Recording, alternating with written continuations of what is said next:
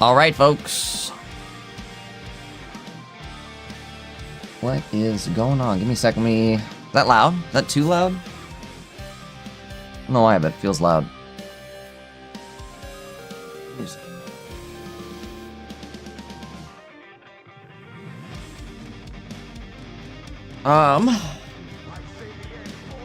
Let's rock and roll, folks. What is going on? We're back for Pocket Match number 37, Top Cut. Sorry, I am definitely overdue for a nap after this one, folks. But let's get locked in for this. I think we are ready to rock and Rooney. Top 64 starting off right now. Let's hop in. We're gonna find ourselves a match. There's a deck I want to watch. I don't know who is playing it. Rosiah would be another fun one to watch. That was our Crustle Koraidon deck we watched yesterday. That was super enjoyable. There it is.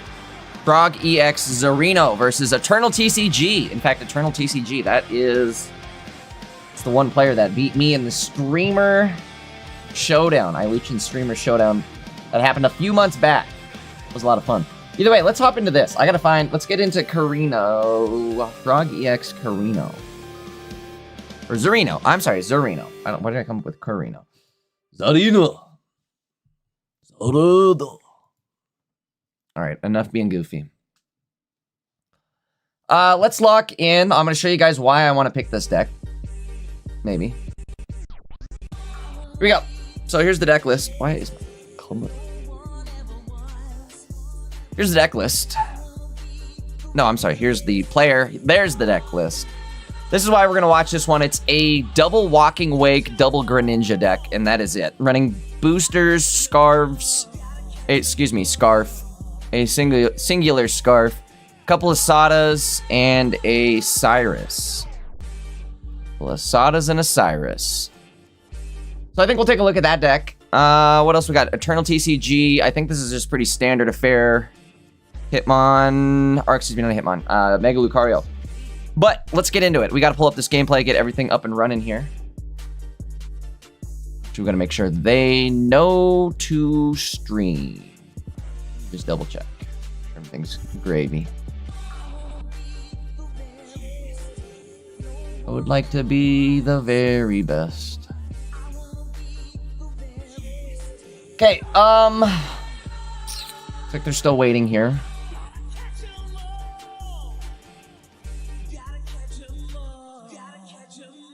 In the meantime, welcome on in, guys. Welcome on in.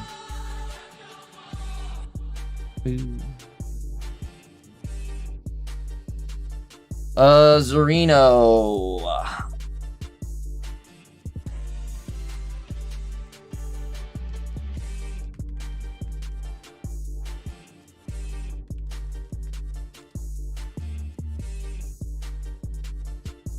Well, they already hit a good luck, have fun, which is kind of scary. Maybe we're watching from Eternal TCG's end.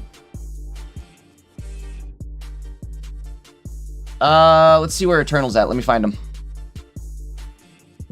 Reminder, folks, make sure you guys are streaming in Discord. If you guys are in Discord, make sure your gameplay is actually up and running. Uh-oh. Where they at? Where they at? I do not see. Don't tell me. Do not tell me this. Come on now. Now, god dang it, Bobby. Where the hell? Oh, don't tell me they already started. Give them a -1. I should make them have to play the game over. What I should do. There we go. Never mind. We're fine. I'm just being cranky. That was me. You chill out a little bit. What lack of sleep will do to a caster. All right. We're good. We're saved. Let's do it. Let me get the deck list loaded. Looks like gameplay is just now starting.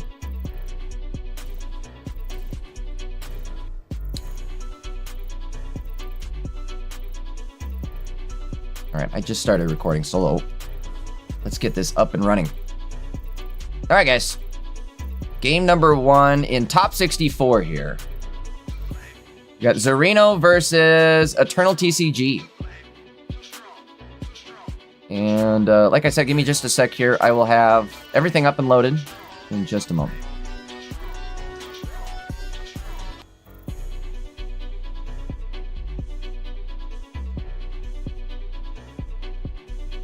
I wonder if some of these ancient dragon cards that we got are maybe gonna see play later on? Question mark, question mark? Like if we start getting some dragon cards that utilize, or even multi-energy cards that utilize these energies, fire and water, Walking Wake becomes like a really good card. Does 60 damage to the active, 20 damage to the bench. Which, you know, like with this deck here, I think this is why this deck is doing so well. Next turn, we're going to have Greninja ready to go, so we're going to start pinging already. And then we just, I think there's just going to be a lot of damage fast. A lot of every, like, AoE damage fast. I don't know, maybe even just skip and go around the Mega Lucario. This might also be a deck that, like, this deck doesn't do well into. Mega Lucario is fast to set up and hard to, you know, it starts hitting very hard very quick, so. We'll have to see.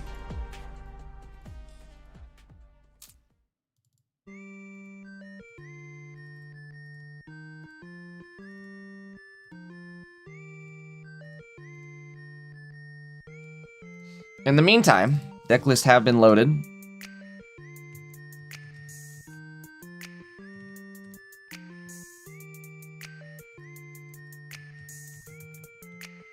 Damn, Reggie, this shit heat.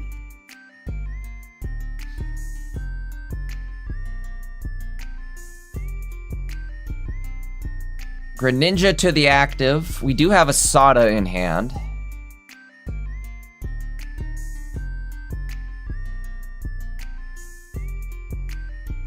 I don't know. Not really sure why they did that.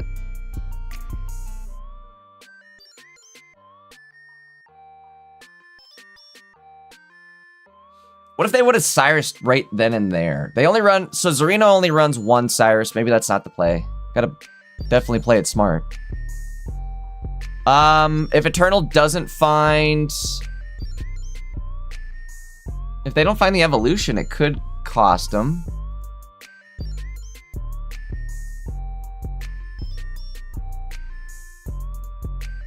We'll have to see. All right, we did put down another Riolu. You know, maybe the... I was gonna say, maybe the play here... Well, we can attack with our active. Why not Shuriken the bench, Cyrus it up. Yep, here we go. Here we go. Here we go, here we go, here we go. What's cool... Oh, dude, this deck is kind of cool, actually. Because then we can Sada next turn. Get that water energy out of... Oh, bro, this is sick. Yo. Eternal gonna lose the other Riolu next turn if it's not evolved immediately. And if it is evolved immediately, it doesn't have the energy. What are we getting?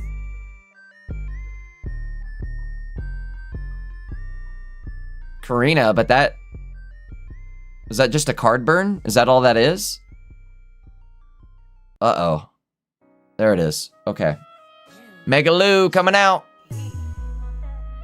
Question is now, is there a way to get around all of this? Maybe...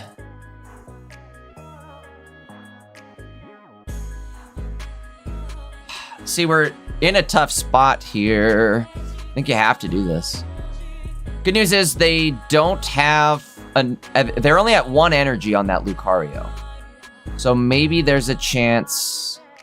what do we got? We got a Pokeball. This is a cool deck.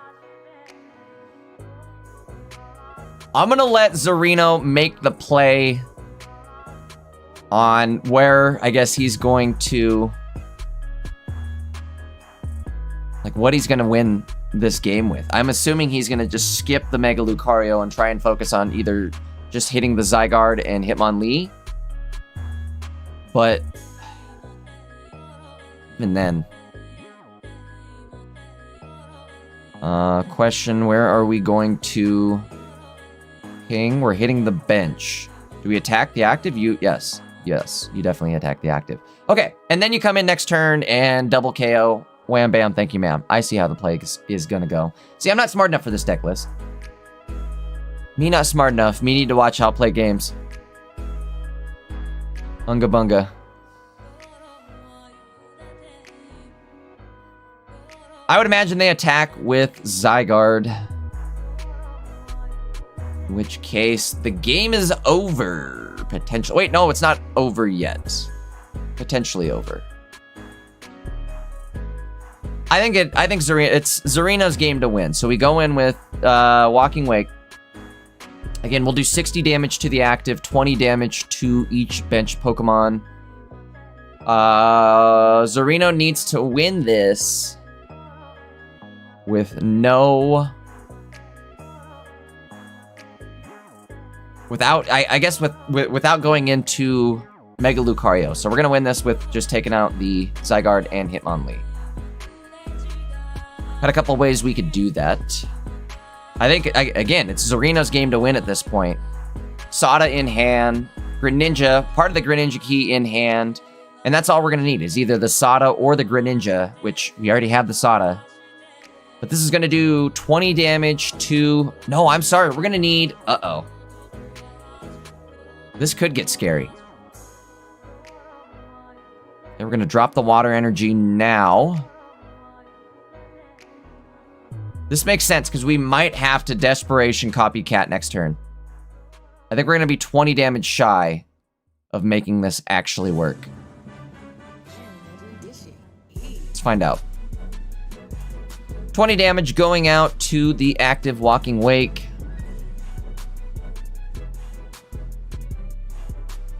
I feel like Zarino's deck needs a second Cyrus somehow. I don't know how useful that Rescue Scarf is. Maybe we drop one of those. I'm sure there's definite advantages to using that Rescue Scarf. Oh no, the Poncho! That is going to be game over. I didn't even look. Eternal runs the Poncho, which is going to be Zarino's worst nightmare here. We have no way to win this. I do not believe. No second Cyrus. And we're not going to be able to do 150 damage here. Just like that. The tides have turned. Let's see what we get. Let's see if we even can land the Greninja. Oh, that would have been crazy. Well, very close. First game. I thought they were going to get it. I thought they were clutching it. Still, I really like Zarino's deck list. Very interesting triple prize pointer deck list. In a lot of current meta decks, I feel like triple prize point is a huge advantage. A lot of these decks don't like to have to go through 3 prizers. And I feel like, again, it's definitely a big advantage against a lot of decks. Gameplay on the screen here in just a sec. Everything's good. Sorry, hopefully everything's good. Been rocking this without checking the chat. Speaking of which, guys, if you are tuned in, you're not subbed up, you're not followed up, make sure to do that. Might take just a sec here. I think Zarino's game crashed, so we might have to reload. But again, guys, make sure you're tuned in, subbed up, followed up, liking on the stream. This is Pocket Mads number 30. I'm losing count of the numbers, guys. We have done so many Pocket Mads, I've lost count by now. Pocket Mads number 37, Desolate Drive. It's gonna be the last one for the Paradox pack. What do you guys think? What do you guys think of this current pack? Was it a hit or a miss on the current pack? Are we dubbing it a hit or a miss? I think it's a hit. I like the current pack. I don't know about you guys, but I definitely have really enjoyed the current pack.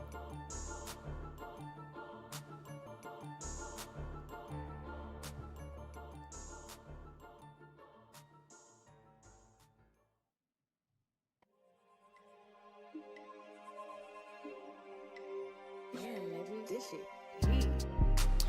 They are searching now. It should be just a sec. Again, they had to reload to get into their next game. They are searching, so we should have gameplay back on the screen here momentarily. Somebody in chat says, that deck does so little damage. It's either you top deck and get it running quickly, or an opposing Mega just one-shots every Pokemon 3 turns in a row. Yeah. Very true. The whole deck doesn't have anything. I think Greninja has the most HP in the deck. You can kind of cheat it with the ancient boosters on Walking Wake, but again, they are searching. Let me make sure everything's good. I get the bathroom break. Well, I guess the player needed a bathroom break. You know what? That's fine. Here's what we could do. Stream has ended. That's not good. That part I don't like. That's the part I don't like. Could just be that they turned off the stream until they are ready to play. A lot of these players, it's very taxing to actually have to keep the streams running.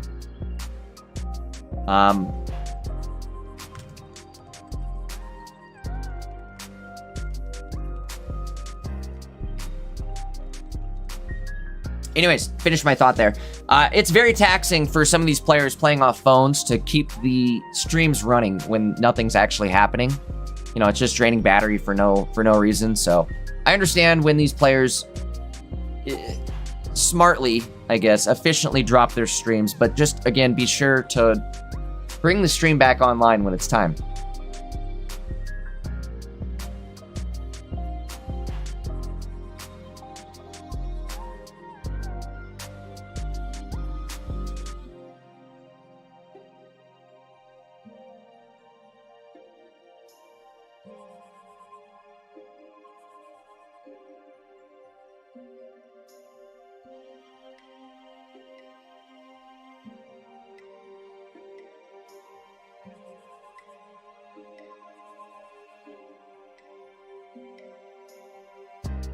Sorry, guys. Let me just send a quick text message. Business.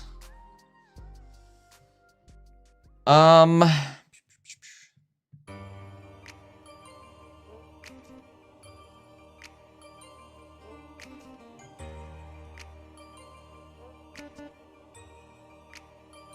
Nebby. This shit heat. All right, sorry about that, guys. Again, waiting on the players to get back into it. One of them needed to take a quick 2-minute break. I think they're back. All right, they're back. We should be searching any second now. Apologies. In the meantime, guys, again, make sure you're subbed up, followed up. Make sure you got a like smashed on this stream. If you're watching over on YouTube, that is. Get over to the Twitch side of things. We're going to run predictions after this. I probably should have threw it up for this game, but I was a bit late. We ran a bit late. All right, stream is back up. Here we go. Bing, bop, boom, bam. Game number 2. Gotta mark game number 1. Eternal TCG up a game. Frog Zarino still definitely has a chance, though. You know, if anything, we have to we have to applaud the uniqueness on Zarino's deck. Definitely haven't seen this one in Top Cut before.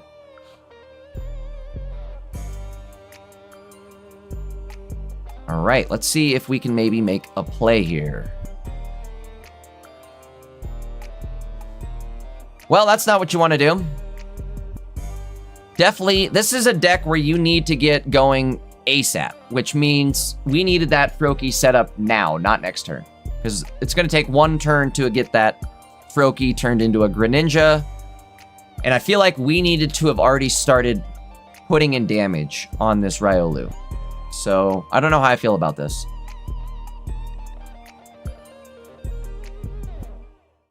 The one good thing, maybe we get to see some Rescue Scarf action in play.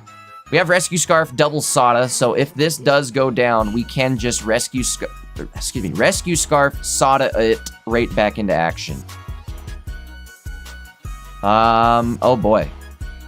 Not like this. Not like this. Please, Dina, not like this. Oh no. One Mega Lucario, it's over. I can't look. Really? Come on, Dina. Come on, Dina.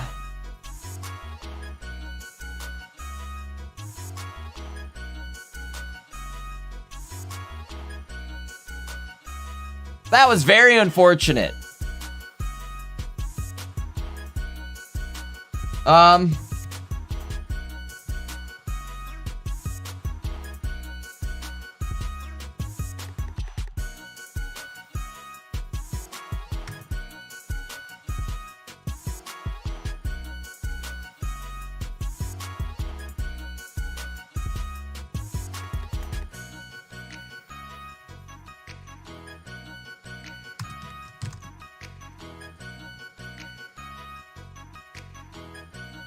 All right, big round of applause for Zorino. I don't know, is that a new, maybe some of the frog guys can let me know. Is Zorino new to the frog group? Maybe it's just me living under a rock. Maybe, I don't know, maybe it's my goldfish brain, but I feel like I haven't seen the name Zorino in Pocket Mats before, or at least not a lot. Not to the point where I'm like, bro, it's Frog Zorino. Either way, respect to the Frog crew. They're showing up now, like, serious. They're ready to play. So, if you guys are entering these tournaments, the Frog group, definitely one of your biggest competitors. I'm scrolling through, and I see literally, like, 5 Frog EX people in this tournament. It's kind of crazy. Let's find ourselves another game to watch. Give me just a sec. I'm looking for something now. Probably gonna have to get into something already started. That's okay. That's okay. Tongue is all numb. Why? Rubber tongue. What do we got here? Harion versus Hobby seems like a winner of a match. Let's throw it up. Harion. Where is he? Where is he? Where is he?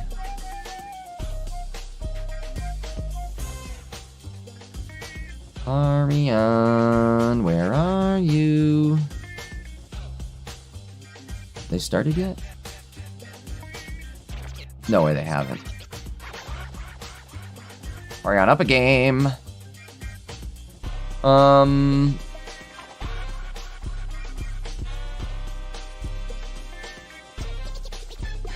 We'll go from Hobby's POV, I think. Harion is attempting to stream, but he's having some issues, so we'll see if we can correct that here next round. In the meantime, we'll watch from Javi's POV. That's okay. Watching from Javi's POV, it'll be a little more suspenseful. Let me get the deck list pulled up and you'll see what I mean.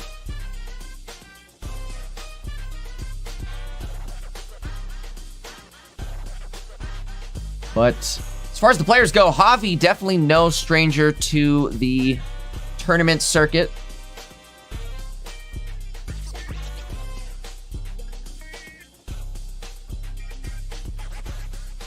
Running a kind of a unique variation on Mega Sceptile. Reminds me of the Blaziken variant with Mega Greninja.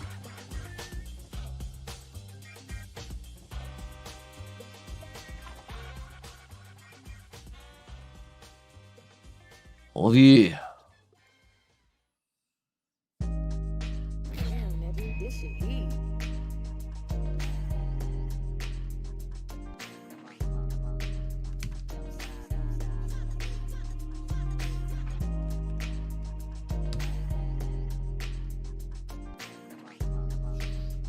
That don't work. Just a tad bit too big. Make it fit. There we go. Tight fit, but we got his name on the screen. All right, we're looking at the deck list here. 4 cards left. I guess we're clicking around looking for a Greninja. We've got Grovyle ready to go with 2 energy, which means the following turn, it's going to turn into a Mega Sceptile. Interesting plays here. Let's see what we're going to do. think essentially we heal off that damage. Not going to be able to one-shot with Mega Sceptile.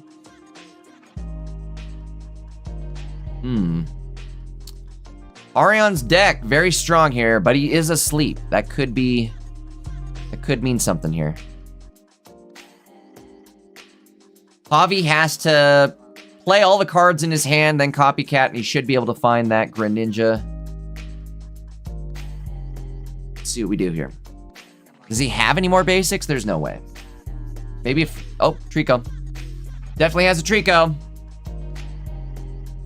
Which, good idea. Get that out of the deck list now before we copycat. Whoa, you didn't Mega Sceptile. Doesn't matter. Guess it doesn't matter. He's got 4 cards total, so he should draw the whole deck.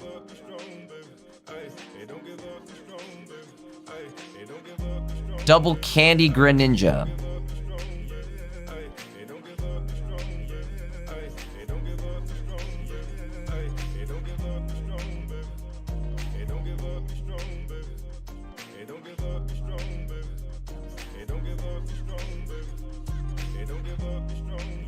Interesting choice on attacks. Huh.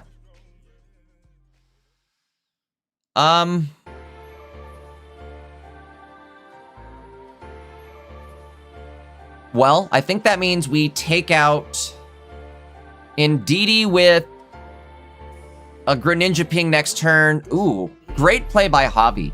So again, we take out the 10 HP Indeedee on the bench next turn with just a Greninja ping. The following turn, we can attack with Mega Sceptile. We have Rare Candy ready to go. Enough energy to make the play happen. Never mind. Everything has been, I guess, drastically changed here with that PCL.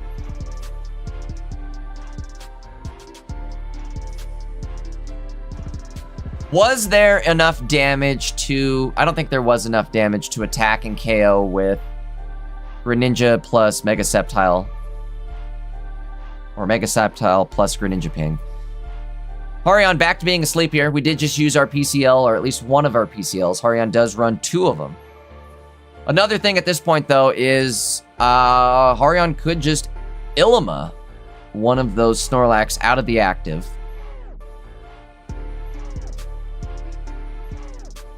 Going for the ping. I think this still is kind of the same thing. We were going to have to probably 2-shot Snorlax next turn regardless anyways. Tails here could be big. Let's see how they do this. Again, Illima could just bump it right out of the active.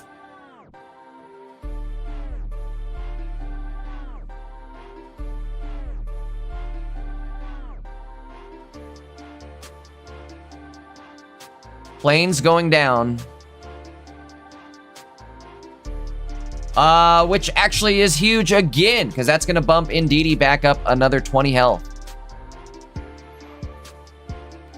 If Harion is unable to get themselves out of the active, never mind, there we go. That's going to be a big loss, though. Big loss. Giratina going to take some damage here. Ooh, hold on. I got to run the numbers here. This is definitely a run the numbers type of deck. Or at least match. Mega Sceptile gonna hit into Giratina, or I'm sorry, Giratina gonna hit into itself when it attacks, do 20 damage to itself, so it'll bump itself down to 150. We still have Indeedee though, so that damage does get negated. And we are sitting at a cool 170 total HP. Let's see how we play it. Smart. Just knock it out this turn. What's he gonna do? Very smart. I like it. They can tank a little bit in the active with Snorlax, but I think at this point we can 2-shot the Indeedee with just pings. Interesting play.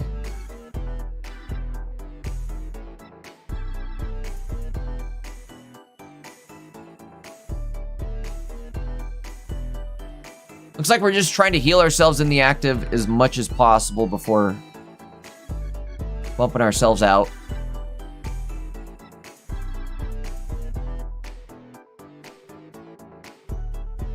Because of that Ilima, we have our other Snorlax still on the bench waiting for us. One thing we could do is a second Ilima play. We're going big. I don't know why, honestly, we're healing with Popsicle on in Indeedee at this point. There is no Cyrus left on Javi's end. There aren't any cards left on Javi's end. He's played everything. Literally played every card in his deck. Snorlax in the active, gonna act as a tank for at least one turn here.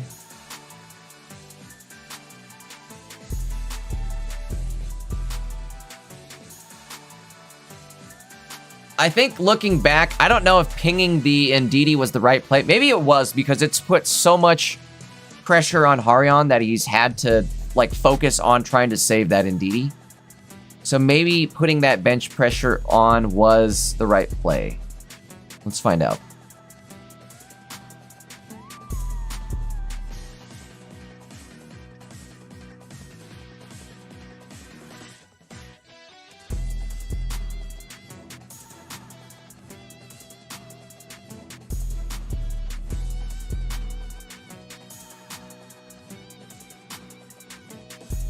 Okay.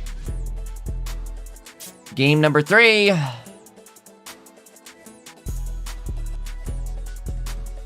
Starting off here in just a moment. Oh my goodness gracious, I'm tired today, guys. Been a weekend for me.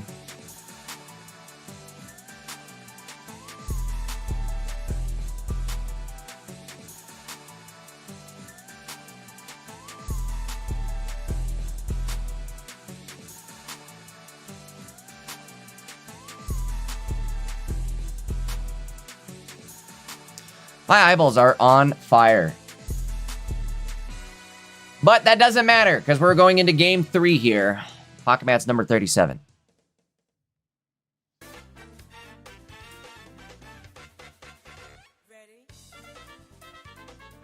Ready? All right, game 3 starting off again between Harion and Javi. Harion with Snorlax in the active. Javi starting off with the Pheromosa. I almost wonder if Kartana would be a better choice in this case, because, no, maybe not. Doesn't matter even. You're going to get that damage negated off every single turn anyways when an Indeedee shows up. Crazy first start here for Harion. Going to be able to start with Snorlax, Tina, and possibly an Indeedee. Not even possibly, definitely. I remember back when I first saw, like this was months ago, when Snorlax and Indeedee first hit the circuit, and everybody was like, whoa, this is the truth. The new sauce, the new wave. But either way, point being, I remember liking this deck list so much that I was like, get me the full arts now! So I got full arts Indeedee, or full art Indeedees, which I think full art Indeedees is kind of a good investment. Indeedee's still top 3 EX in the game, and it's not 2 or 3. So, but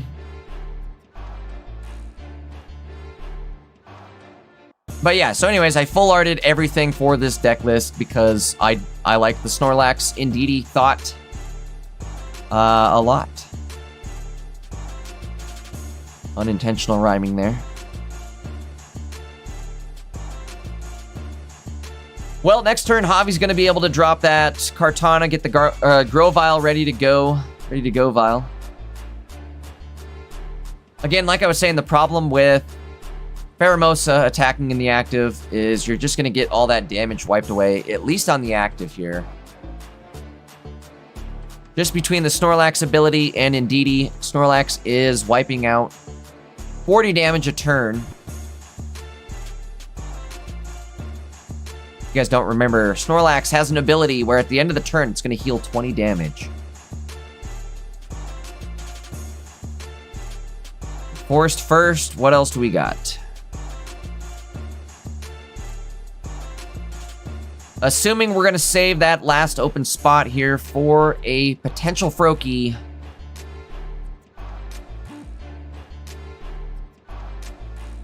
Grovyle going out.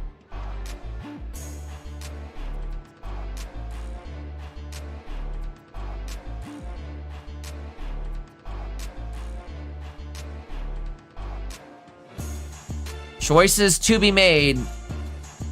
How many helmets does Javi run? Javi only runs one helmet, so he's selectively trying to find where he should place that.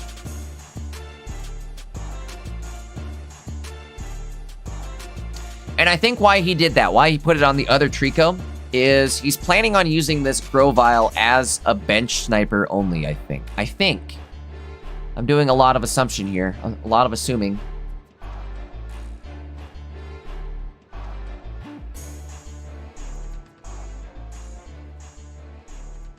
We do have a Cyrus in play, or in hand.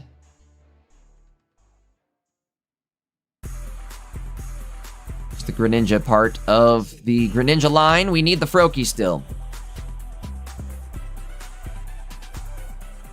No Froakie yet.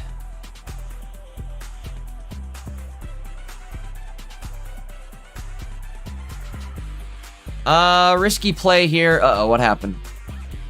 Okay. Going for the attack. I don't know if I like that. I'm gonna be real, I don't know if I like that play.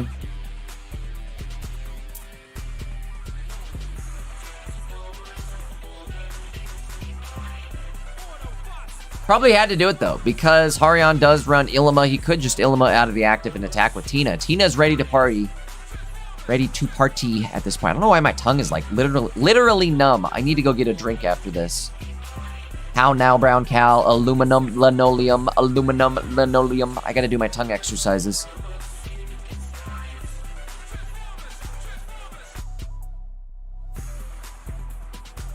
There's our guy. Plus a Mega Sceptile. We needed all of this. I'm gonna need all of that.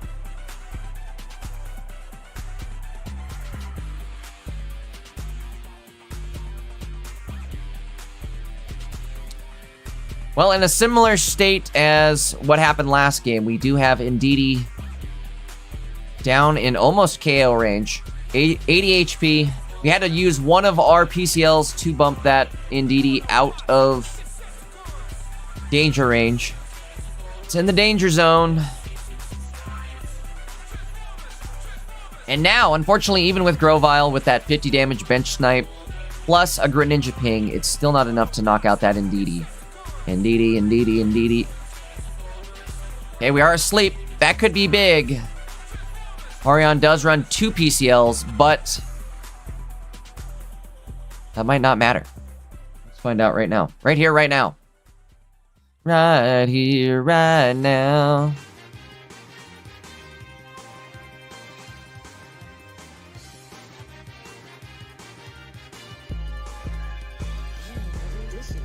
Big find here. We're going to hit the other rare candy going into Mega Sceptile. I like this deck list. I think this actually works better than I thought. If anything, this seems... What's the word? I don't know if I want to say more consistent, but it feels like it gels a little better than Blaziken Greninja. Maybe I'm capping there, but I feel like the Grovile bench snipe here is huge.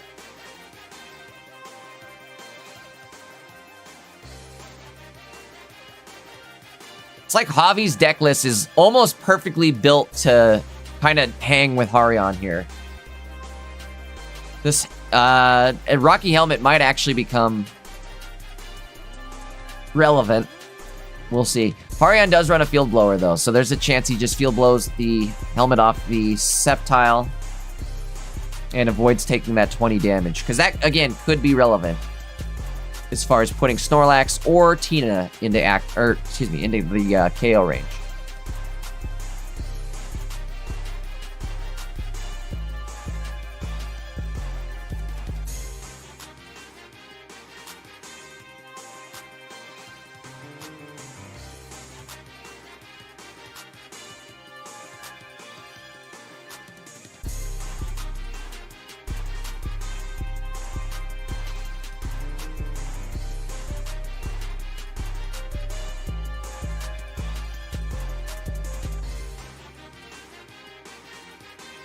Second PCL going out.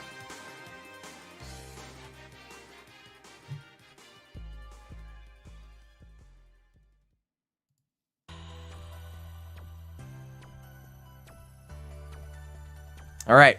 Well, we're back asleep. Let's see how this plays out here. I think at this point, Javi might still potentially question mark have it. What if we use the, I don't see it, don't use Julie here. What if we Cyrus play the Snorlax on the bench? I guess you can't do that because what if you Cyrus play the Tina? No, that won't work either.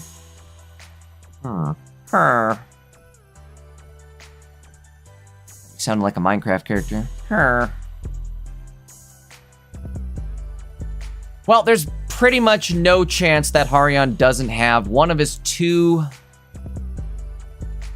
Ilimas in the deck. So even though we still are asleep here, all we have to do is Illimus ourselves out of the active. And we're safe. Not only that, but they can play starting planes. There's a lot of things that could happen here that saves Harion from getting double KO'd here next turn.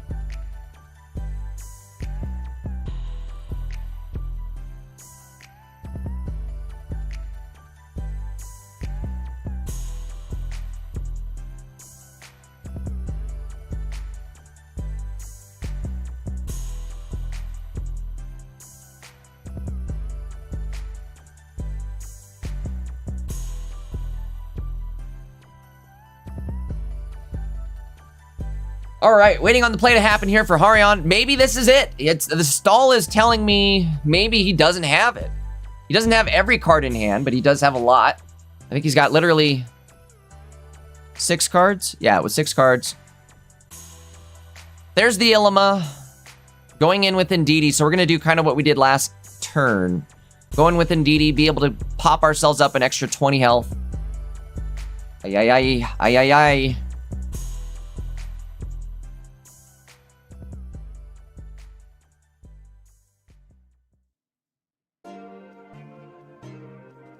Harion does run double. Excuse me. Oh no, he ran out of time. Uh-oh.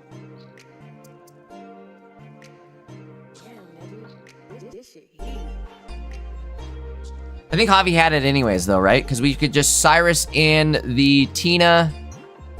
And then after that, we didn't have enough energy on the... anything else. There was no energy on any of the Snorlaxes, so Javi's game to take. Wow, what a match though. What a round that was. A round of applause to both players there. Great games. Let's keep moving on here. See what else we have going on. Bear with me. Give me a sec. Give me a sec.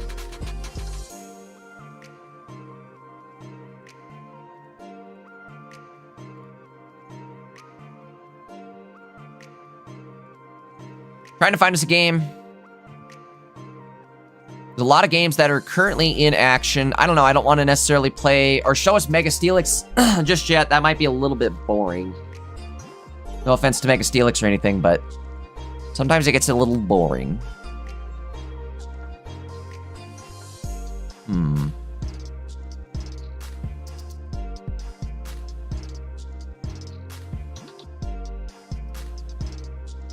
All right, I think we're gonna go with... Let's try this.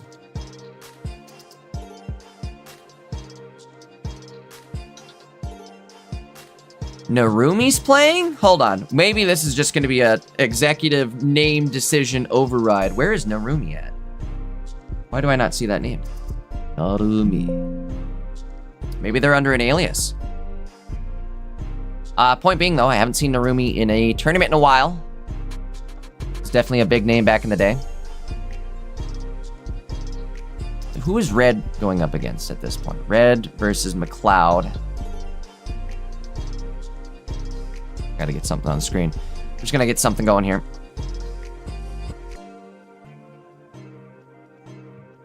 I got Lana versus Samurai. Where are they at? Samurai! Guys, please, please, please do me a big solid. If you guys are in Top Cut, it is mandatory to stream your games. If you guys are not streaming your games, there might be a little, you might get like a warning, I guess. But after the warning, if you continue to show up in Top Cut and you're not able to, or you're not streaming your games, you may end up just losing rounds because of it, right? We might have to just assign the wins to the other player because we need to be able to watch the footage in Top Cut. Super crucial. So just a heads up there, guys. If you don't know how to stream, I gotta put out a guide. I've been saying that. I had tried recording something, but I had trouble getting the phone footage. So either way, I will try to put out some sort of guide that shows people how to screen share off their phones in Discord. Because I think that's a lot of the problem, is there's just confusion on how to do it. Red the Champ, are they ready to go? Give me a sec, guys. We're getting something lined up here. Apologies. Gotta find something already in progress. Standings.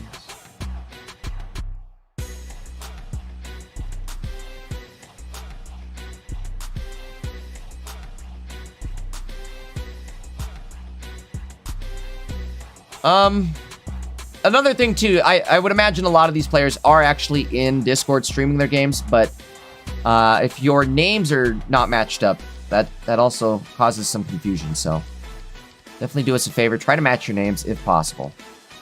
We're going into this one, McLeod versus Red. We'll go into, I think, Red's POV.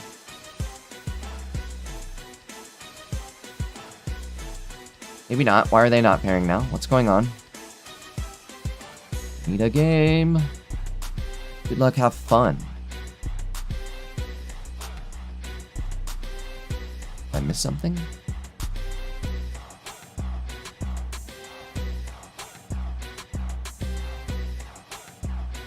Okay, well, they haven't yet started.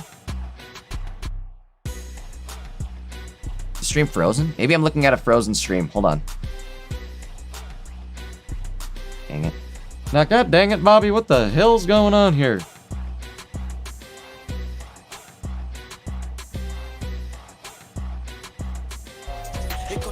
Whoa, whoa, whoa, whoa, whoa, we will.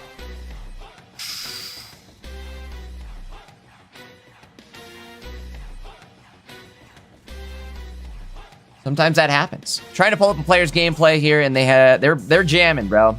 I don't blame them. They can jam. You can jam if you want to.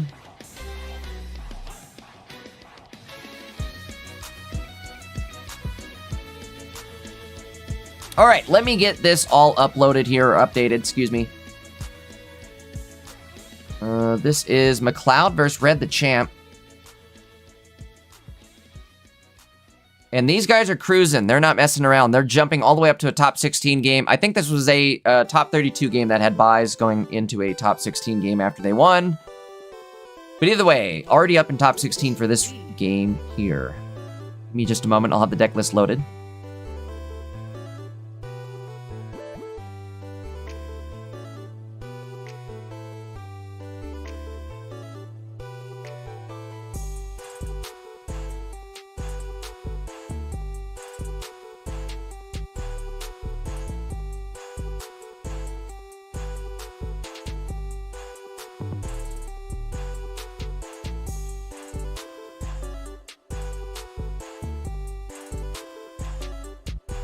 Looks like a lot of Sceptile this week in Top Cut. Just at first glance here.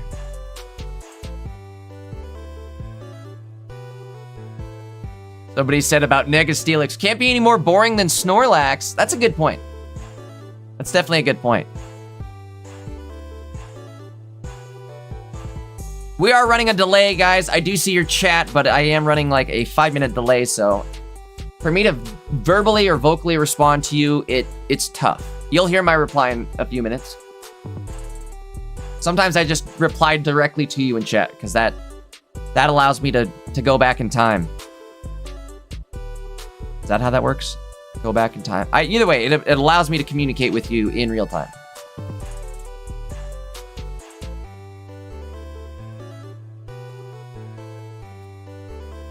Watching from McLeod's end? McLeo ID'd? It's gotta be McLeod, right? McLeod? McLeoid? I am definitely butchering this one, I'm sure. This is one of those names where it's gonna be like, in retrospect, I'm pronouncing it so wrong now, but I'm gonna be like, bro, it was McLeo ID the whole time. Duh. Now I'm sitting here saying McLeod.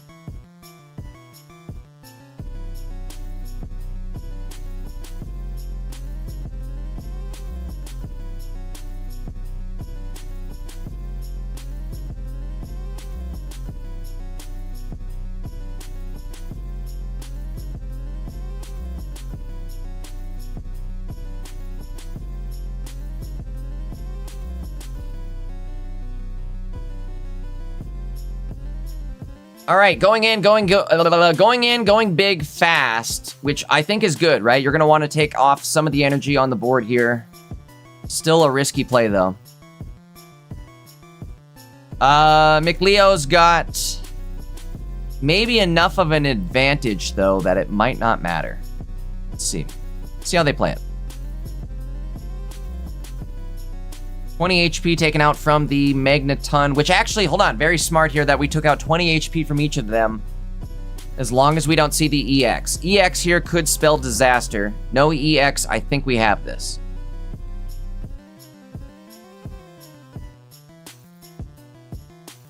Five cards left. Again, if they drop the EX variant, they're cooked. No EX variant, and I think that's the only thing that saves them.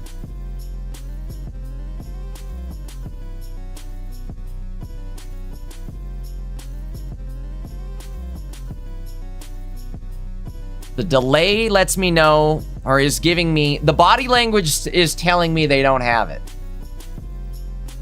Yeah, they don't have it. See, they had the one prize pointer variant, which gonna be just outside of surviving the hit from Mega Sceptile. Especially with that helmet. But the good news is we turned it into a coin flip at this point. Not enough energy on the board to make the play work, I guess. Very scary. 5 cards left, 2 cards in hand. What if? I guess you could play the gamble here. Obviously, one of those cards is going to be a Miraidon. Another one's going to be a Cyrus. At this point, Mega Sceptile is in KO range. If Red is able to play both... Ooh, we're going big. We're going for it, too. No way.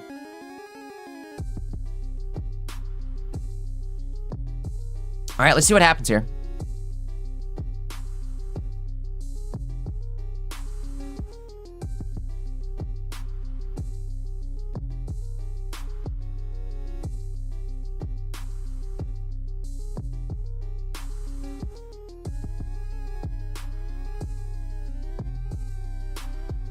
Cyrus, it's goodbye-rus.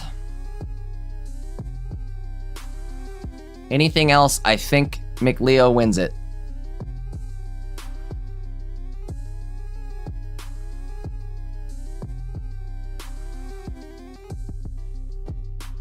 Let me get the prediction up for this one. We'll do it. We'll put the prediction up. We're a little late, but we'll do it. Who will win?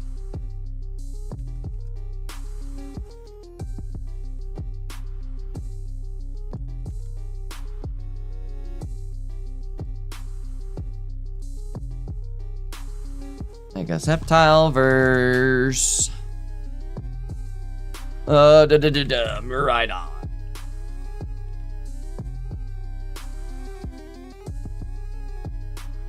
Guys, we are running predictions over on the Twitch side of things.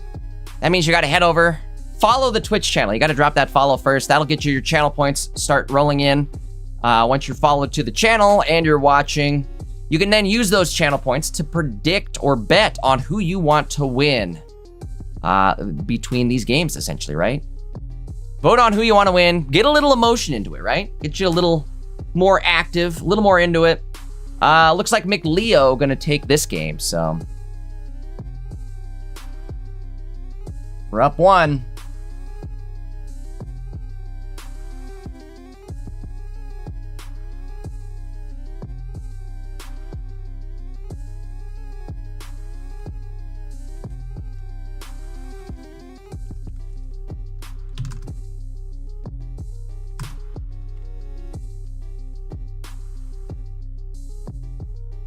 saw in chat. We got Jimbo in the audience. What's up, Jimbo?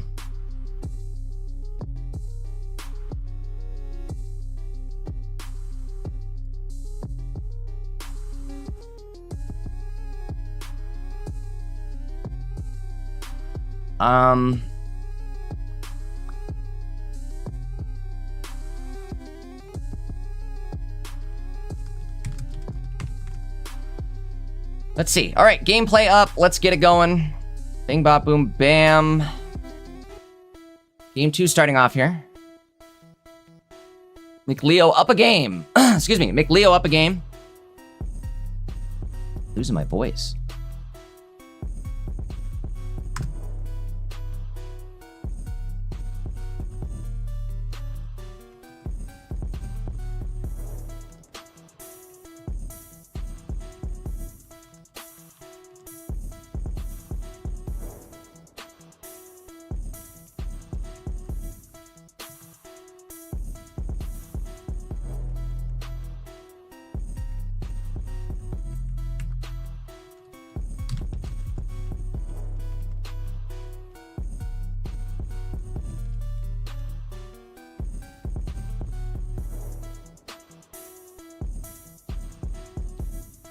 All right, well, we're bumping the starting planes out of the active already.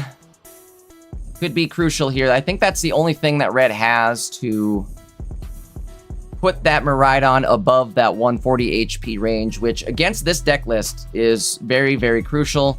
Game 2 here, though, we're starting off with not a great start, essentially. Ogerpon in the active. The one good thing about it is we are going second, so we do have energy advantage. I think that's an X speed too, actually. So it doesn't really matter. We can kind of just course correct the entire thing. But maybe this is a good thing. Maybe we want Ogi in the active because of the fact that you don't want Trico taking this 50 damage from Zeraora. We don't have a way to get this Zeraora out of here this turn. And the following turn, it's going to hit for 50. So maybe this is our best play. I think this is it. Attach to the tree, put the helmet on the Ogerpon, and let it take that damage. Let it soak for you.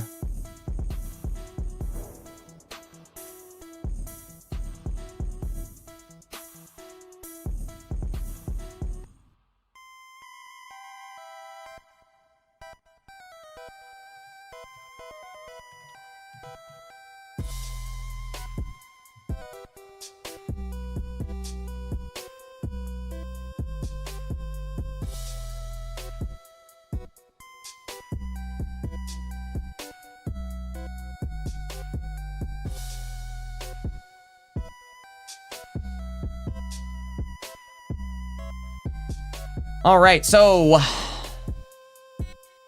see what we can get here. We do have X speed. We could make some plays here. Gonna hit our Pheromosa. Here's what I'm doing. Throw the X speed first. I guess you don't want to do that. I have one card in hand. That wouldn't have made sense. Good play here. We're gonna find our Grovyle. Grovyle, go wild.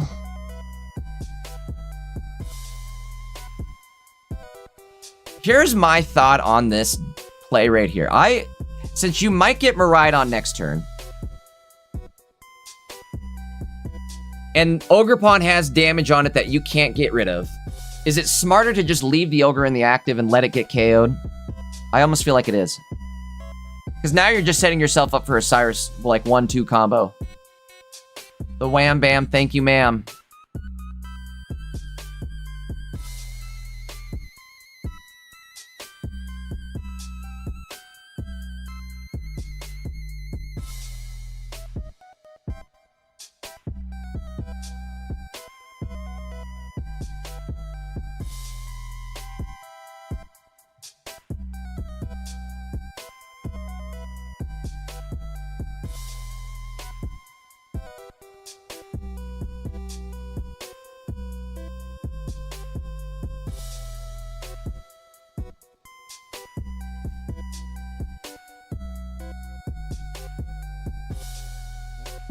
What the heck?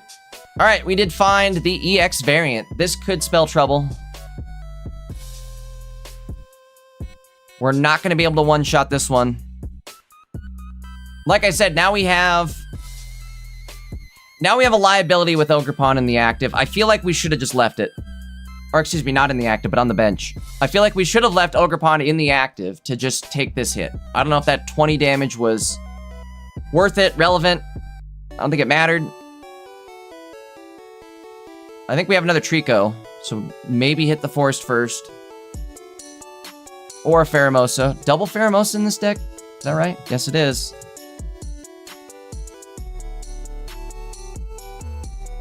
Well, I'll be.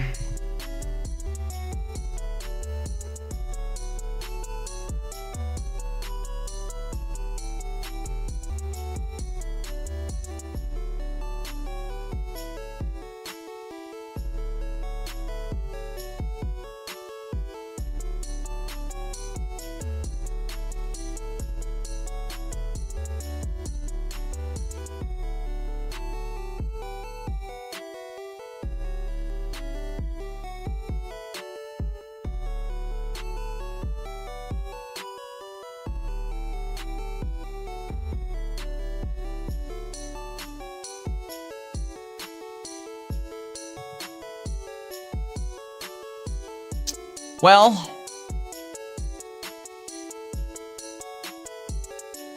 rather unfortunate here that it's Cyrus Goodvirus. Ooh, but then on the opposite end of the field, it's also Cyrus Goodvirus. Hum ho, he hum ho. I don't know. Tough play here. Do you retreat, get the KO with Pheromosa, and then hope and pray that they don't Cyrus up your Mega Sceptile? You do need, there's not enough energy. The problem is when Mega Sceptile attacks, it does lose 1 energy, which prevents us from being able to like do what Mega Altaria does, which is attack, go back to the bench, only lose 1 energy, then come back in the following turn and boom, be ready to go, because all it takes is 1 energy to attach and then start attacking.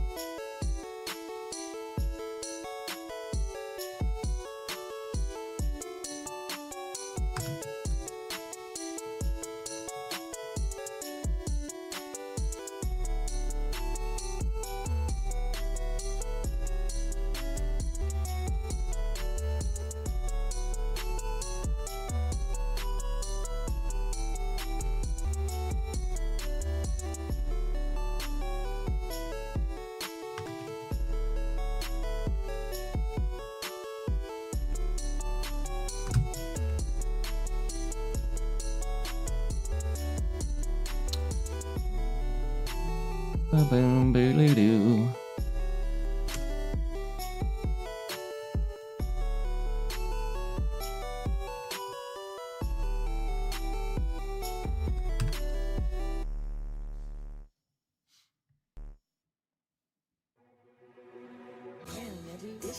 Well, we avoided Cyrus this turn, but they did hit Professor. Only 5 cards left. Cyrus is an inevitability at this point. We don't have enough energy to make the Cyrus attack play with Sceptile this turn, so that means we do have to survive at least 1 turn here. I'm curious if if Red gets a little greedy and tries to KO Pheromosa, that could be his downfall.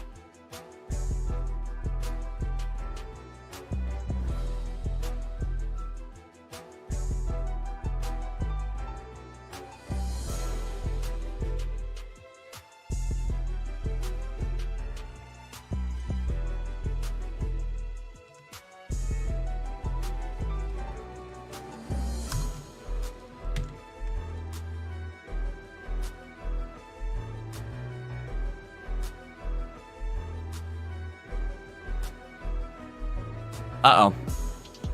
Well, they took the bait, unfortunately. Which means Cyrus coming in the following turn, and it is Cyrus Goodvirus up in this hizzy. I'm gonna run to the match here. I want to see, where's it at? Where's it at? Do. Red, did you have...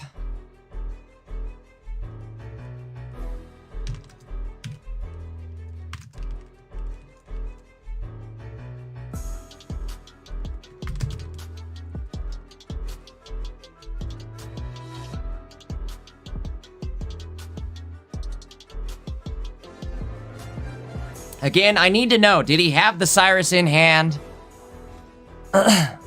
Excuse me. Grats to McLeo ID, excuse me. Oh no, Red, I hope you're there. Grats to both players though. Big shout out to Red. Red always shows up every single weekend and is one of my favorite players to watch. One of my favorite players that shows up in the streams because he's always streaming their games. And you know, that to me means a lot. Definitely helps me out. Red says no, he didn't have the Cyrus. I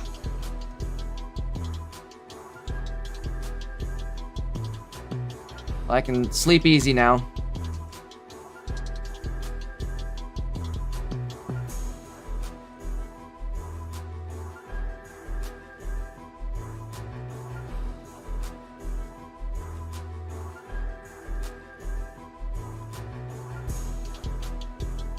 All right, well, let's move on here. Grats to Red, or I'm sorry, strike that, reverse it. Grats to McLeo ID for moving on to top 8.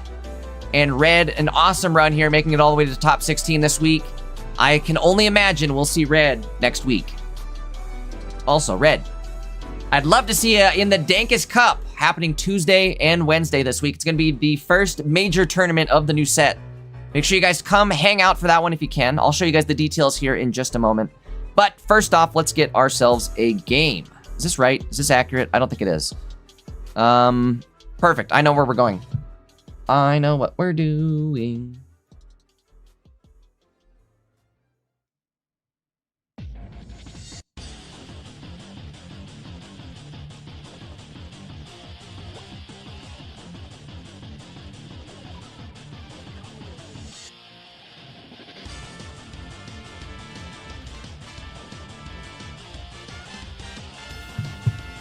Oops.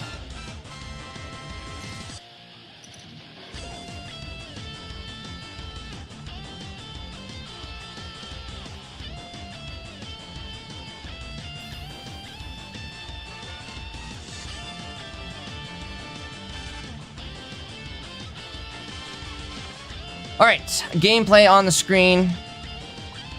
Let me get everything up to date here. I don't know what round this is.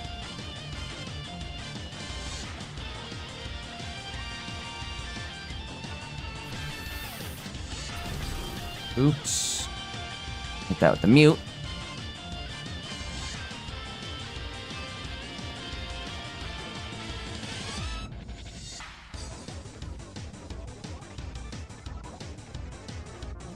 I'll have the deck list on the screen here momentarily, but it's Zoroark versus Mega Lucario. Zoroark looking very strong early on. Guys, what are your thoughts on Zoroark this season? I've actually I really enjoyed Zoroark. It was a deck list that I kind of put off on like ever really playing. I don't know, I didn't much care for it when it first came out, but it's definitely grown on me. It's really good this season. Like really good. It's fun too. It's like a, I want to call it like a skill expression deck for sure. It's not so unga bunga.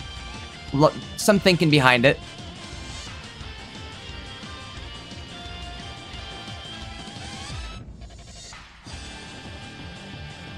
No way this name fits. Oh, it does. Barely. Just barely.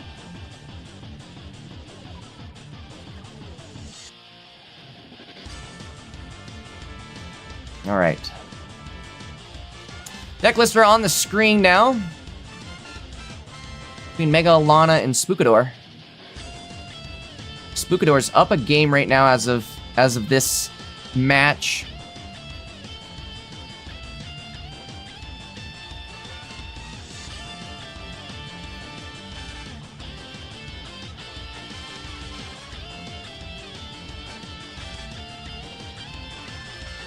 Let's see, who won that?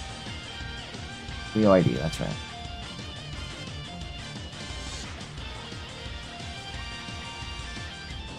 I think that's game 3 then. Boy, that came back quick. Perfect. I needed just a sec anyways.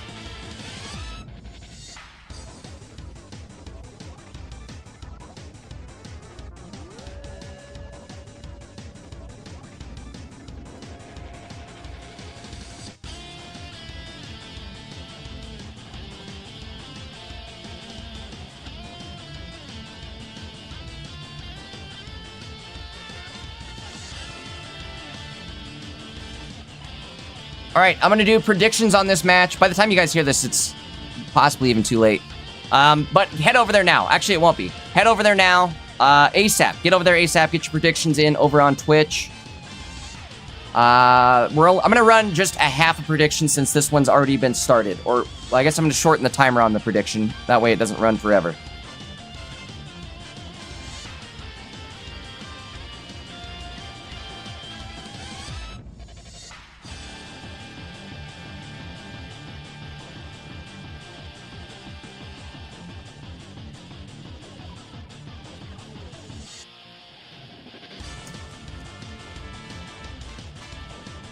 Red, I see you in chat. I'm glad you're here. Red says he doesn't know if he's going to be able to make the tournament just due to the time zone. Red, I know it's tough, right? There was a lot of debate on what time I should run the tournament. Given the fact that it's a weekday tournament and it's also happening right when the set drops, I tried to put it at a time that would like encapsulate the entire world, right? Playing or starting the tournament at 7 p.m. 7 p.m. Eastern time allows it gives me a chance to capture some of the Japan audience, right? I think that's like 8 or 9 a.m. in Japan, if I'm not mistaken. Either way, it's not 3 a.m. So I feel like it's a little more, hopefully, gracious to all the players across the world. Again, it's tough to settle on one time zone given the fact that this is a global event, right? We have players from all over the globe, which means that somebody's not going to be happy with the time we pick for the tournament. And it's just inevitable. It stinks that I unfortunately we can't all make it, right? But if you guys can at least stop in, I guess where I'm going with this is if you guys can't participate in the tournament just due to the time restraints, maybe just stop in. It's going to be a 2-day event. We'll be streaming the entire thing, so maybe stop in, just say what's up. I'd love to see you in chat too. If you guys can make it in any capacity, please show up. I'd love to see you guys there. Again, let me know if you're there in chat too. I love seeing you guys' name in chat. I try to remember. I know I've got goldfish brain, but I want to say I try my best to remember names. So, again, if you guys show up, definitely drop a name or drop in chat so I know your name. And, yeah, can't wait to see you guys all there. I can't wait for the new set. Speaking of things I can't wait for, the new set. Another thing from the new set, Rosie and I are going to be doing another pack battle. I don't know if you guys caught our last pack battle, but it was a lot of fun, that's for sure.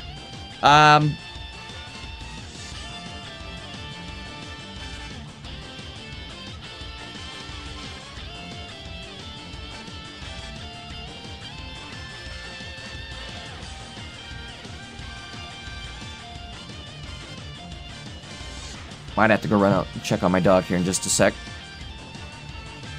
Back to the gameplay, though. Spookador is sitting at 130 HP. Is it worth using the popsicle here, or do you just go for it? I think maybe it's just better to go for it.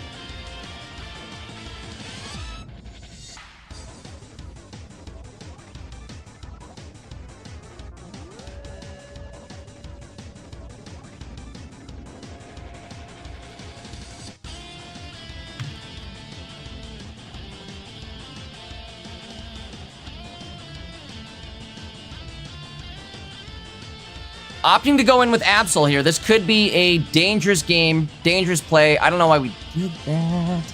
It's going to bump us down to 160. Maybe this is smart, though, because Absol can actually take the cards. Take the cards away from you. They don't have Karina in hand.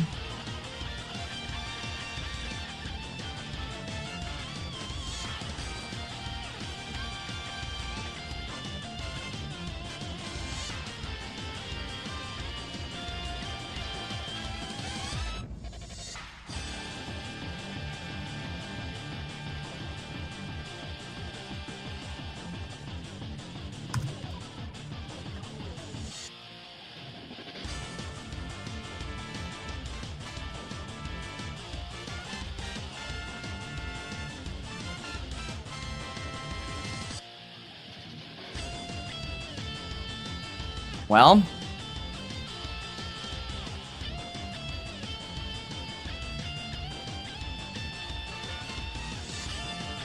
Little scary here.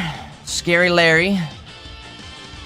One good thing here is that we hit for 90 damage and...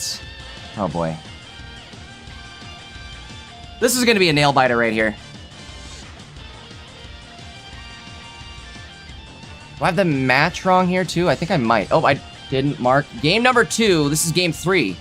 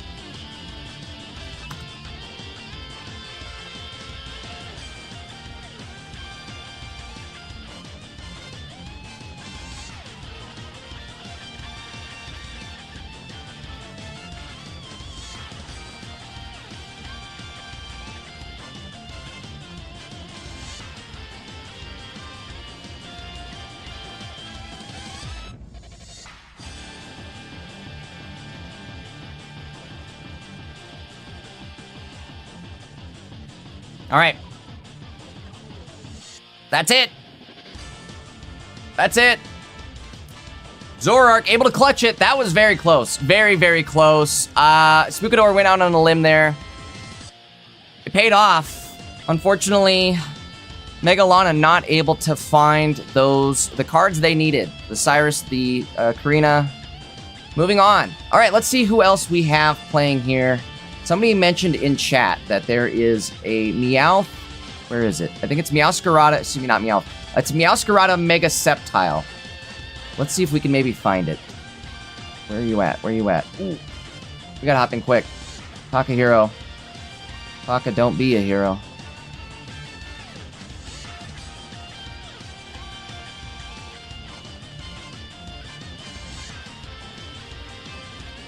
Okada hero.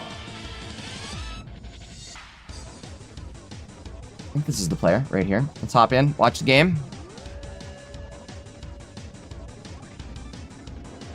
Trying to hurry.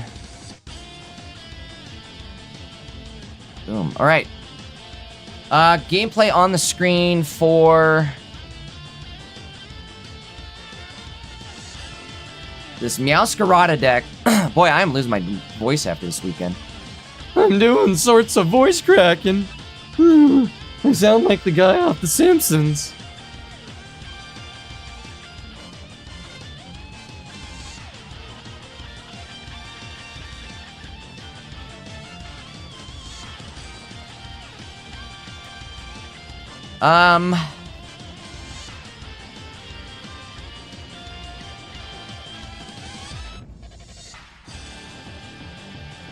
Let me get this all set up before the round ends at all. Again, game 3 here in top 16 between these players. So whoever wins this moves on to top 8.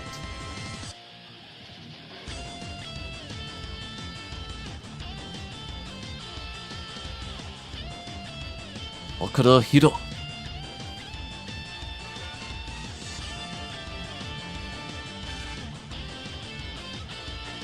The quick grow on the bench. We find the candy. Candy is in hand. Tough call though. It's like we just instantly lose. We just instantly lose. I don't like this. I don't like the look of it. Takahiro able to find... I mean, how crazy is that? The one of Mega Lucario, they're able to find it right away, right off rip. They're able to find the Greninjas right off rip. I do like the Meowscarada idea for Mega Sceptile, but unfortunately, I think we're about to see the end of the deck right here. The end of an era. Maybe not. Hold on. Maybe it's not over. Maybe I'm wrong. For some reason, we didn't just go in. I think if they would have just applied pressure, could have had it. Because now we have room to do all sorts of crazy stuff. Wait a sec, did they just throw? Unintentional. Okay, so it's not really a throw, because Talking Hero can't see what we're seeing. So maybe they were thinking, well, I gotta play it safe. I don't want to get Mega Sceptiled by just, you know, knocking out the active, and then I'm the first one to take 2 damage on my Mega. Wait, why didn't we EX it? Oh, because they already have a prizer. Well, I'll be dipped. I think it's over now. I think that means it's over.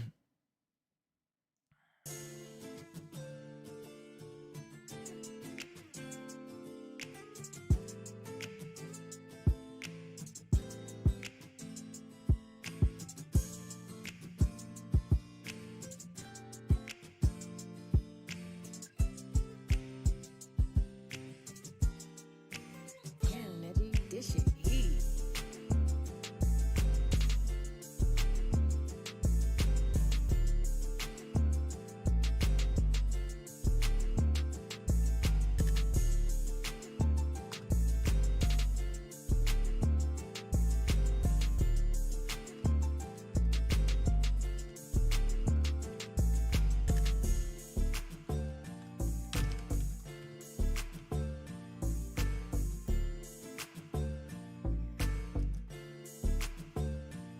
Well, great run for Akira here, but unfortunately, it was just...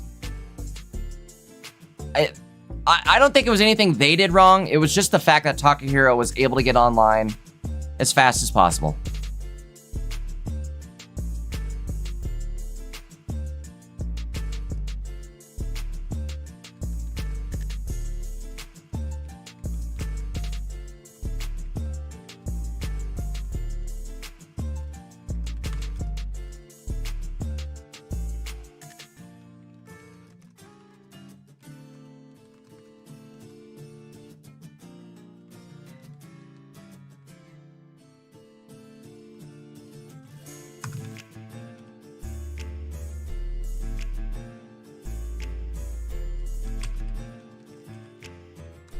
All right, let me get another game going.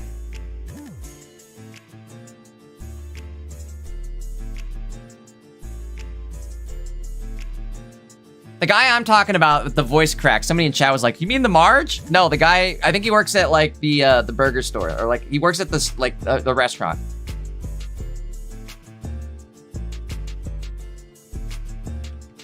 I'll show you guys a picture later on. Moving on here. Let's lock in and find us a game. What do we have? What do we have left? What do we have left? Maybe let's follow Spookador. I've been enjoying watching Zoroark. Let's keep it going. Playing into, I think, type advantage here too, so this could be an uphill battle for Spookador. Let's see if we can... the gameplay on the screen.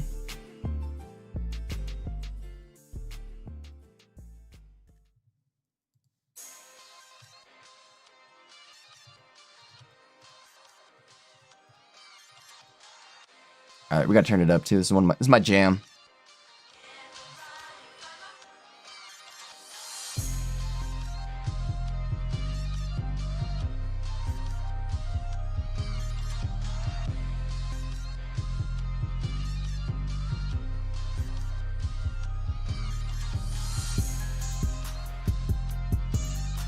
I'm gonna get the deck list loaded up here, and then I'll also have predictions up and running. By the time you hear this message, the predictions should be up. So head on over to Twitch, drop your channel points, start betting on these players. Let's get some channel points up and going here. I like betting on the players because it helps build some emotion in the games, right? Or it like helps get you involved into the games a little bit more. So again, guys, if you want to bet on these players, it's free. It's all free. We're not betting anything actually like money or anything like that. It's just all channel points, and we're just running predictions on who you think is going to win. So really all you're doing is betting your free channel points, which you can then redeem for tons of fun stuff. I've got I think one of my best ones is a Hank Hill impersonation, a personalized Hank Hill impersonation. Now, if you want me to maybe do something like this for you, let me know. Can't do it, I'm losing it. All right, Game 1. Going to... Now, god dang it, Zoroark. Game 1 going to McLeo ID.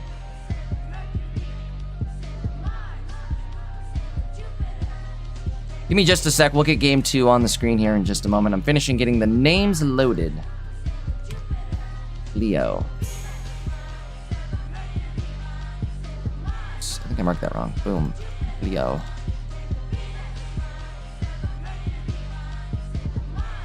Against Spookador.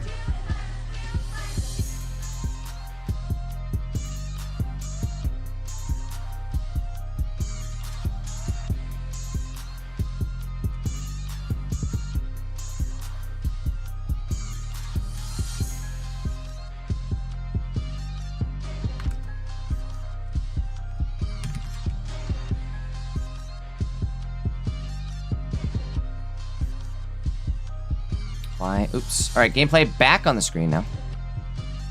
Sorry about that. Little slow. Didn't miss much. That's just turn. This is turn 1. So basically, the opening hands had been laid down, and turn 1 for Spookador in progress right now.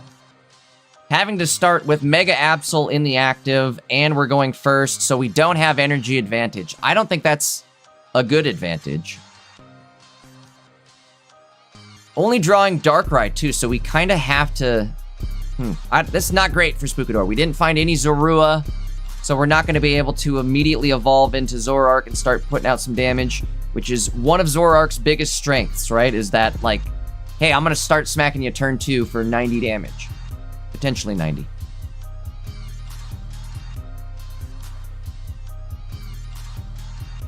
We are taking type advantage here. Not good. Essentially, it's over, right? If we don't get out of the active, it's over. It's already over. Not like this. Not my boy Spookador. That Pop needs to be extremely lucky. Come on, Pops. We need you to pop off.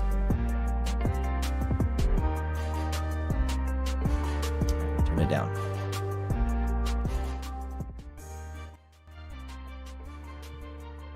I'm gonna change it. I'm sick of that song.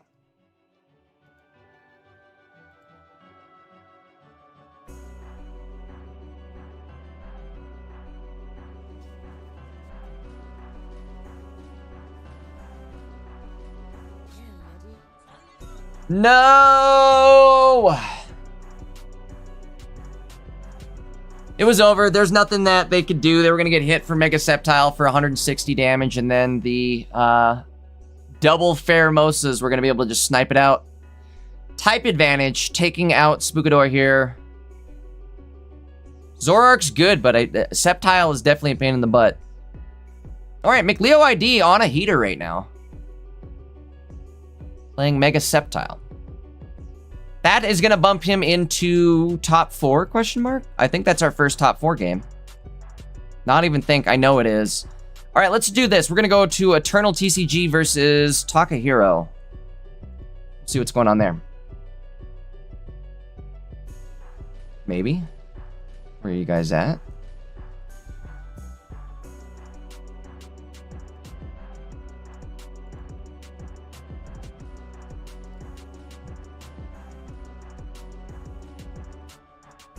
Okay. Here we go. Throw up the gameplay here. We're watching from Eternal's end. This is Eternal TCG. Get everything up and loaded here.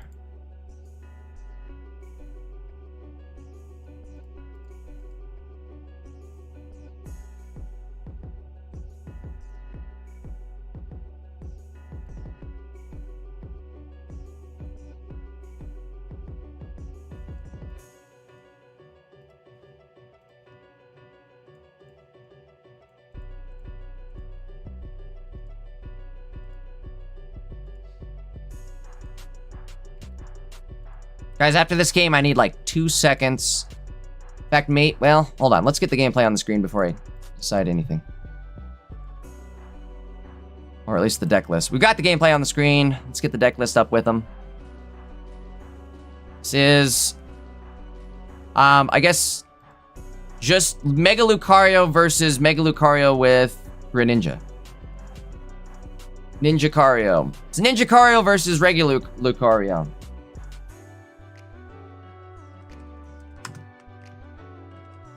Frog Takahiro.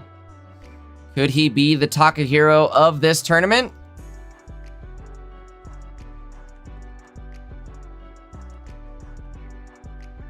Up against Eternal TCG. I've said it once. I say it every time I come across Eternal TCG, but Eternal was the one who dethroned me in the last streamer showdown that we had. It was me and Eternal TCG in the finals. And Eternal TCG managed to win.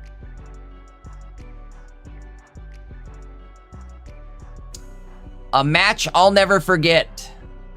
A day that'll live in infamy.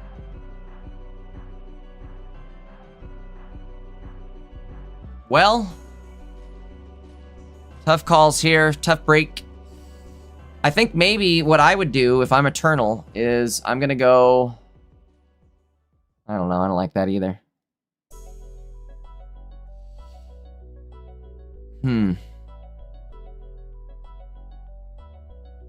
cards left, you hit that frog, you're gonna give him 3 more.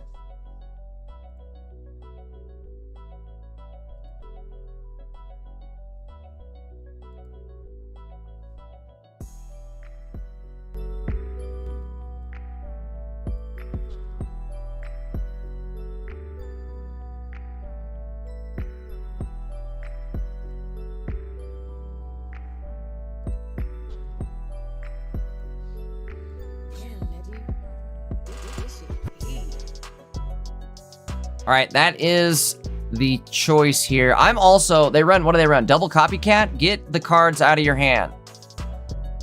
Do it. Get them out of your hand. I don't like this play. I mean, I do, but I don't. I would have got the cards out of the hand. Tough call. Tough break. I think you can crack an egg too from the bench and it won't get the effect. Let me read what egg actually says here. If the Pokemon this card is attached to is knocked out by damage from an attack from your opponent's active.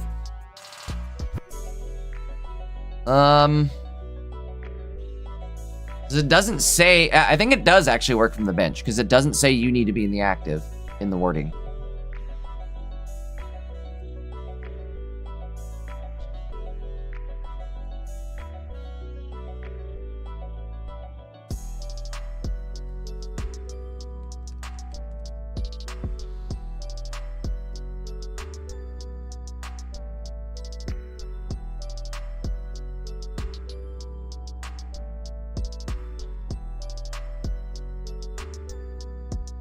I would put the poncho down on Zygarde at this point. No, I don't know.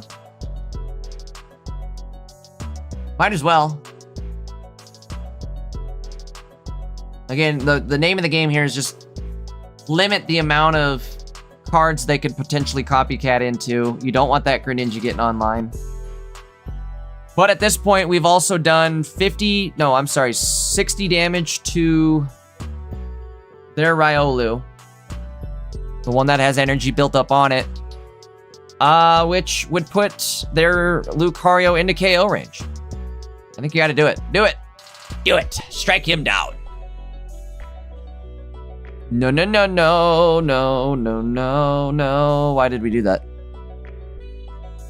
What? Why did we do that? Or, okay, I know why we did that. We're gonna take this thing out. Take him out. I don't know, I still don't know if I like that play, actually, because I think Eternal does run a Cyrus. Yeah, maybe it won't matter. Bro, this Chingling is just swinging. 30 damage a hit? That's out of control. Arena Karina. Ugh.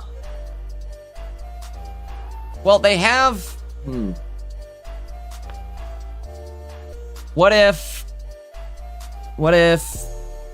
you get the KO with Zygarde this turn?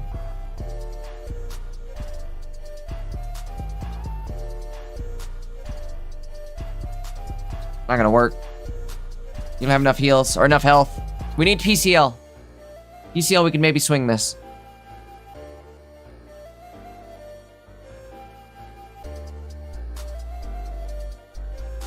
You and me in a Hitmonlee. Punching and kicking everybody that we can.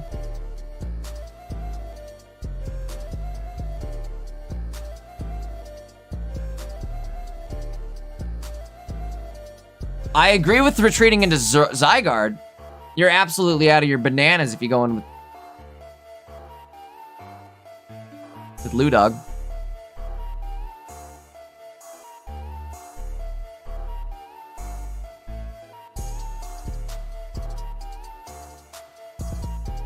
This guy's crazy.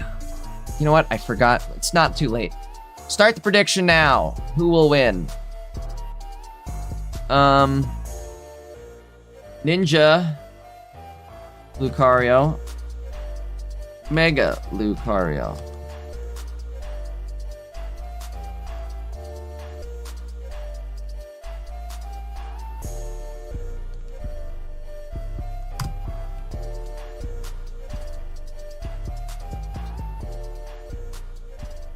Predictions are up. Reminder, guys, we're streaming on both Twitch and YouTube. Make sure you guys are dropping likes over on the YouTube stream. It definitely helps push these in the algorithm. Also, make sure you guys are subbed up to the YouTube channel. Maddie drops all sorts of pocket content. You're not going to want to miss it. So make sure you're subbed up with bells on. Especially up with this next upcoming week, right? We got the new set coming out. Maddie's going to be dropping the meta breakdowns, all that good stuff. So make sure you guys are there for that. We top decked a PCL, and I think that's actually what we need to pull this play off. Can we do it?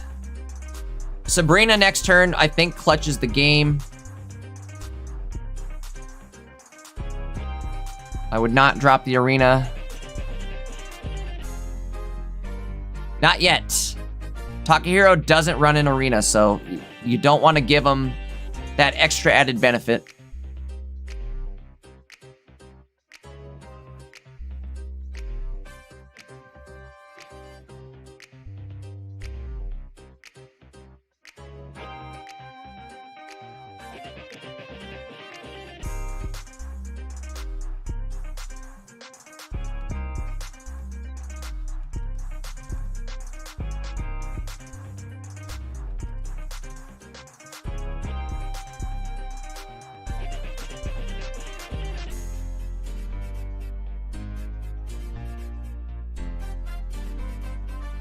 Somebody did confirm eggs do drop from the bench. If you crack an egg on the bench, you're getting the cards. Uh-oh. Wait. What the hell just happened there? I glanced away for 1 second, and Takahiro took the game? Bruh. Is that a double Greninja play? Is that what that was? So we hit the double Greninja Mega Lucario? Oops. Well, that was definitely rough. Give me a sec.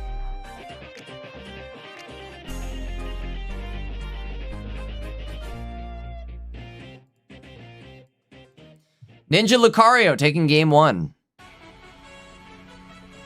Either way, folks, reminder, we are streaming both Twitch, YouTube. Make sure you guys are subbed up, liked up, followed up, all that good stuff.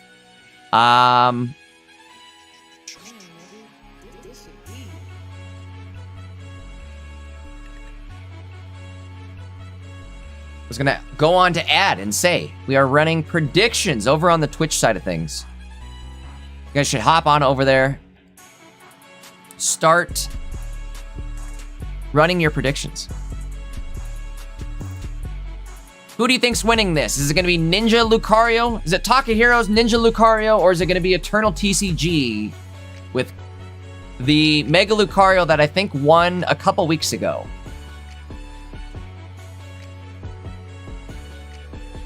Whenever the screen goes back or black like that, guys, it's just Eternal tabbing out to check the deck list. Should be okay.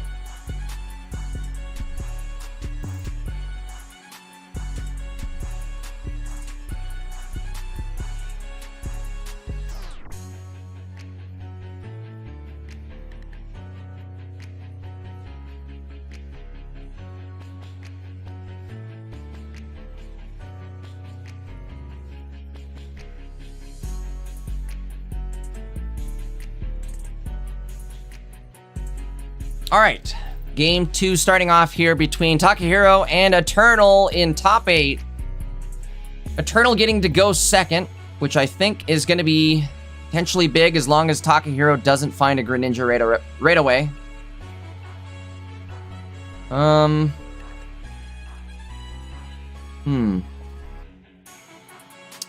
don't like this. Terrible start. Let me be real, this is a terrible start. Do you risk it? Copycat down to 2 cards. If you drop the arena, all you're doing is helping Takahiro, so you can't really do that. Maybe you could drop the arena in considering you have the energy advantage. It might be worth dropping. Copycatting, and then basically you go -1 card for card draw, but you get 2 new cards. He's going for it. He's going for it. Eternal and I are like mentally synced up. I think I sent it to him like Charles Xavier. Charles Dank Xavier. To me, my pocket players.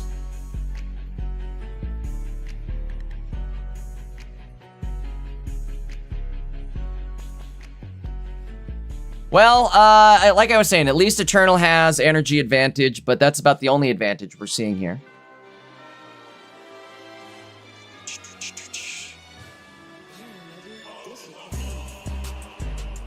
We do have a helmet on, which actually could be big here for Eternal.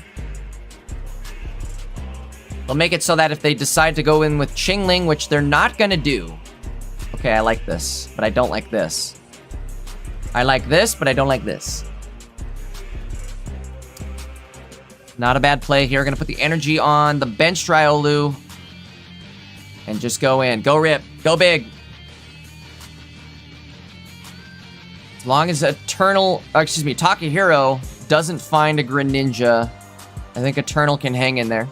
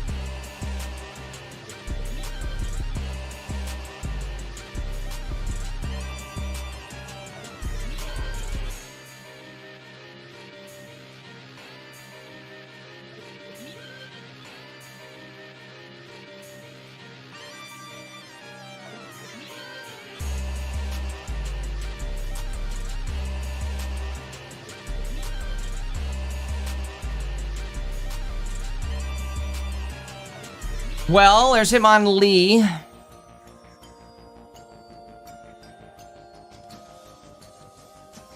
I would imagine we go in with Lee. Hold on, there's a chance. So you're telling me there's a chance. Like I said, as long as Eternal is able to, like, avoid the Greninja Cyrus pull here, this might work.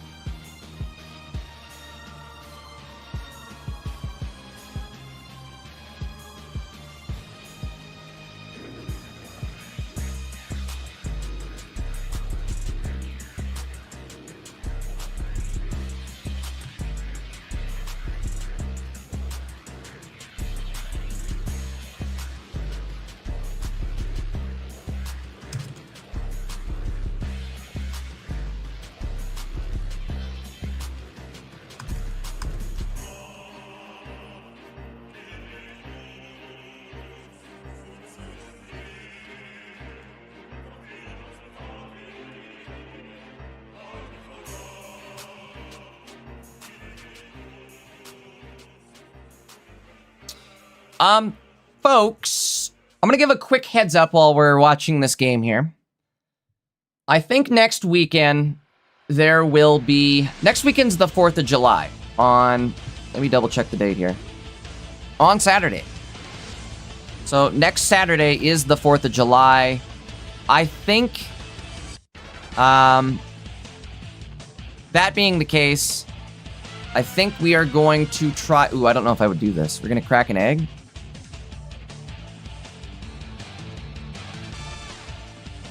I don't like this. I don't like this. I don't like this. I don't like this. I don't like this. I don't like this. Well, this is looking pretty Jove at this point, I'm guessing. But point being, next week gonna be a big week. We're gonna, on Monday, it's the new set. I've got a special stream lined up for the new set. I'm gonna be doing a collab stream with Rosie. You guys remember Rosie? She is one of my favorite. If you guys haven't met Rosie yet, she is awesome. One of my favorite casters. Make sure you guys join us. We're gonna be doing a collab stream on Monday for the pack openings. We're gonna be doing a pack battle. I don't know if you guys ever caught our last one, but last month we also did a pack battle where we went head-to-head opening packs, right? And we assigned value to the cards. The rarer the card, the more points it was worth. Whoever had the most points at the end of the pack openings, we ended up... I think we gifted some subs. I think they got gifted subs. Whoever won got a gifted sub. But either way, it was a lot of fun, and it was extremely intense. I was getting my butt kicked that entire round. That entire, well, not round, I guess. What was it? The entire game, performance, battle, the entire pack battle. Boy, I'm losing my mind. I'm trying to watch this and talk. But either way, I was getting my butt kicked the entire pack battle. Rosie was destroying me, and I ended up clutching it out. I got, like, immersives. We assigned a lot of points to the immersive cards, and I ended up pulling back-to-back immersive Terapagos, which was enough for me to come back and clutch the dub. But either way, it was super fun. It's definitely the most fun way to open packs. You know, everybody races to go live on pack opening night, and I'm gonna be real with you. Nobody's gonna have what Rosie and I have going on. I promise y'all, you guys are gonna be... What am I trying to say here? I'm losing my train of thought. You guys are gonna definitely want to watch our stream because it's gonna be the most entertaining stream on YouTube that night. I can promise you that. That game. Sabrina from the top! Oh, it didn't matter. You just hit 160 anyways. But I still wanted to get hype over the Sabrina. No voice, no audio. Why not? Hello? Mic check. 1, 2. No, you're pulling my leg. Holy. Whew. That'll give me a heart attack. What just happened there? Why did the stream end? That wasn't game. That was game 2, wasn't it? No way. Did Eternal clutch that? Yeah, that was only game 2.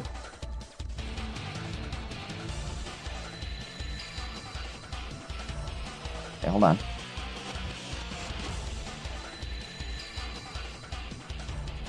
Alright, we're back. Why did that close?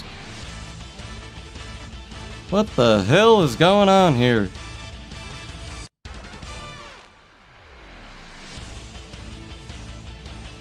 Alright. Found it. Found it!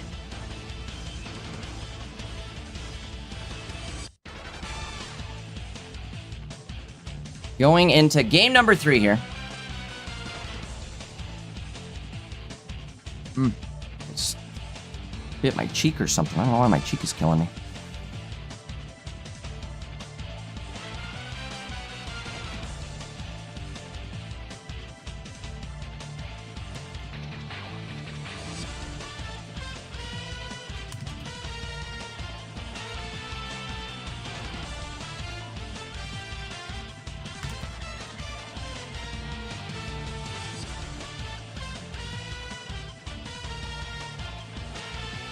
Spell fluctuates. Fluctuates. Fluctuates. That's not it, right? Google says it is.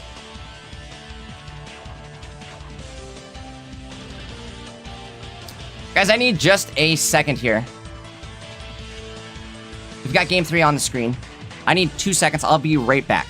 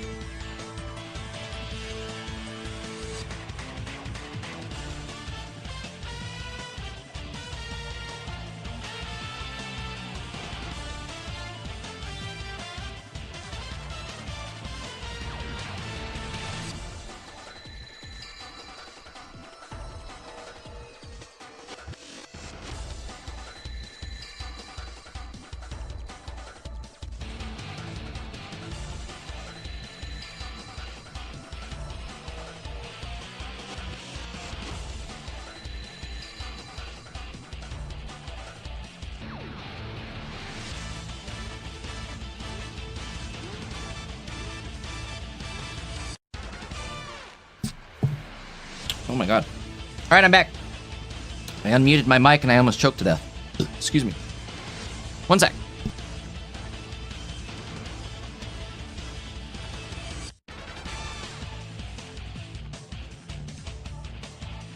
All right, let's get back into the game.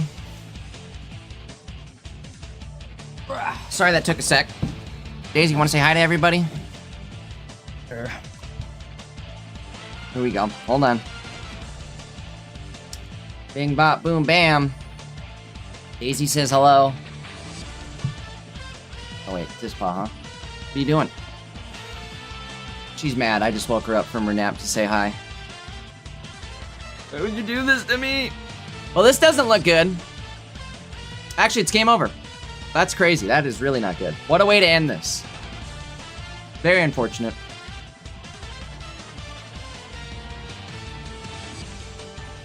Great run from Eternal. Also, great run from Takahiro. Making it all the way to top 4 here with Ninja Lucario. I didn't expect that. Didn't expect that. But Ninja Lucario definitely popping off. Qingling must be... I think Qingling... The value on Qingling right now is probably pretty decent-ish, right? There's a lot of things trying to run Greninjas or like Sceptile. Or, yeah, well, Sceptile is a great example. I meant to say Suicune Baxcalibur, but Sceptile, definitely a contender there as well. Somebody in chat was mentioning, is Qingling, like, is it good when there's nobody playing Rare Candy? And that's a great, like, observation. Qingling kind of fluctuates in the meta, I feel like, as far as, like, its value. If there's a lot of things, obviously, you know, that you need to block Rare Candies and such, Qingling then becomes a lot more valuable. Anytime we, like, start letting up on people running Qingling, Hydreigon comes back. So, a Qingling a day keeps the Hydreigon away. I think it's a good way to look at it, right? Well, for matches, we have a couple things going on here. Oh, we've got to do this. Gotta do this one. Mame's playing Meowscarada. I like it. Let me hop in over here. Hold on one sec before this gets going.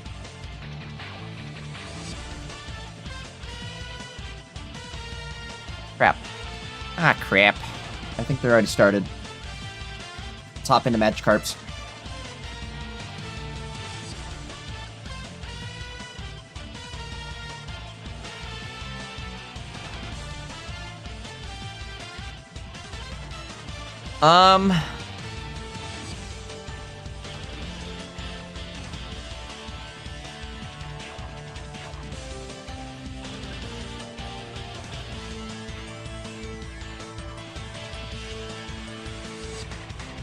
Locking in here. Uh-oh, that's it? Mames takes it? We hit the defeat. We hit these feet.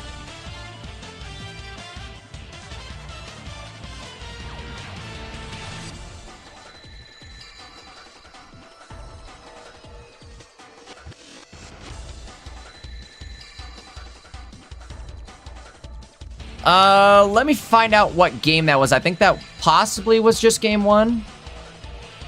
Let's see.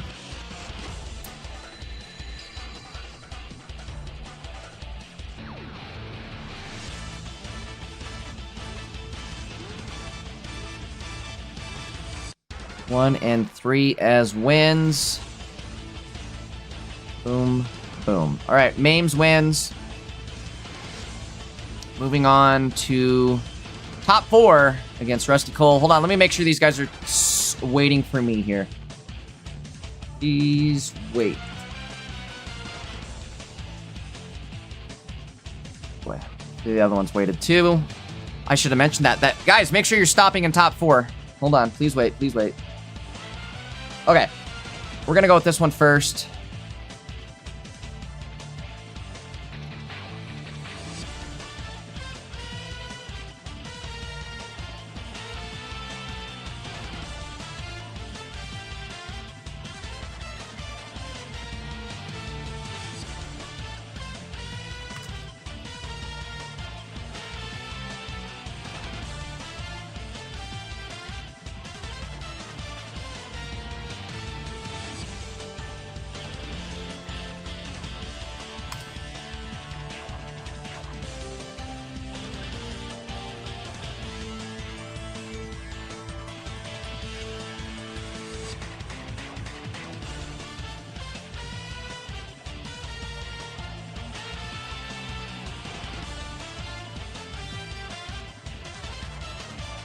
Folks, give me just a sec, doing a little background cleanup.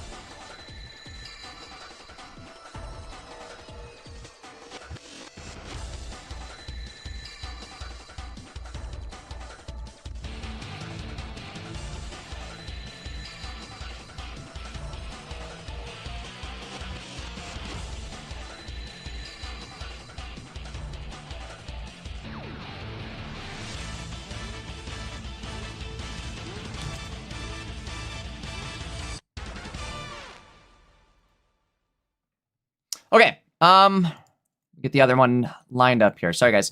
We're in top four here, and it takes just a little bit of setup for the top fours.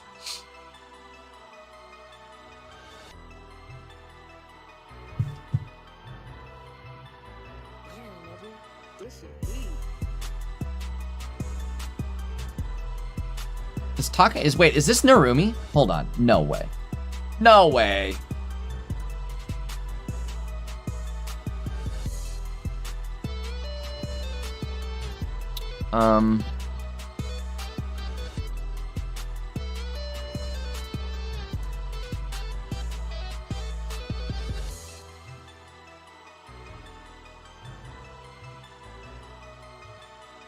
Okay, we'll do this. Boom, bing, bop, boom, bam. Sorry, guys. Took me a sec. I had to get the gameplay organized for this one. Getting it lined up now. Should be just a sec.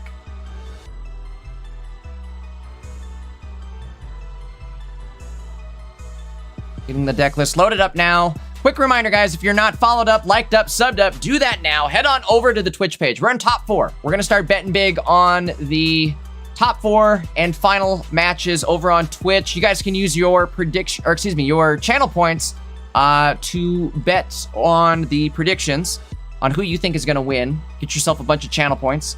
All that good stuff. Give me just a sec here. Again, we're getting the deck list loaded up now. Should be set to start in maybe just a minute or so. Like literally, probably 1 minute. E-minus. I think we're going to watch from McLeo's POVO. If I'm not mistaken. Yeah. We definitely are. I saw his Discord little profile picture. Love it. We're going with this one. Let's just say bro knows his way around a Pokepuff.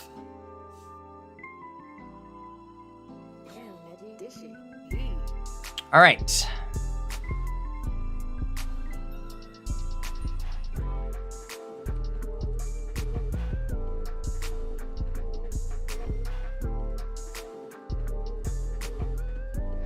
Make sure I have this all right. I think this is set up correct.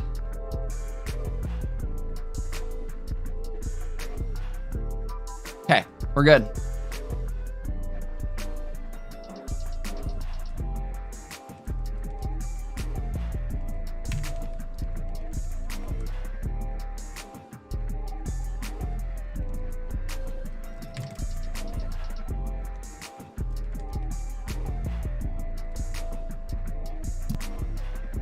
Oops, I muted right there before I did that. 1 second before we start. Hold on. I gotta get my dog situated before we get into top 4. I don't want to have to do it in the middle of a game.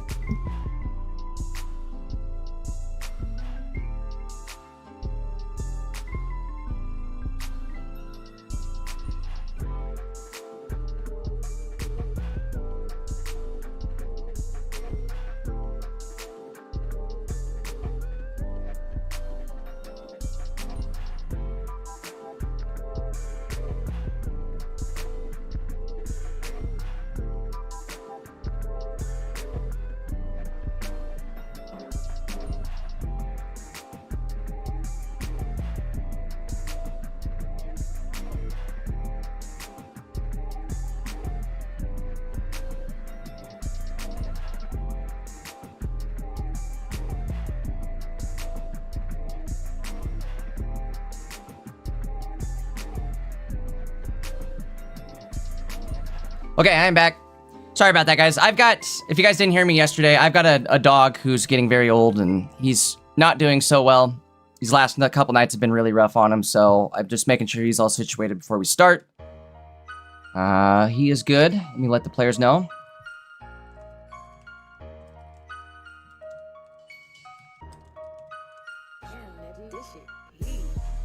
Thank you for waiting, everybody. We're gonna start off on our top 4s here any moment. Players they should be searching any moment. Who's the outcome? Who won? Takahiro. All right, start prediction. Who will win? Ninja Takahiro or McLeoid. Do I have him? Mega Sceptile.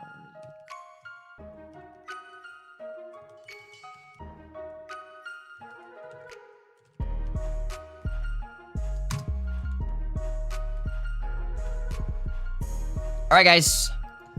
Who will win top 4?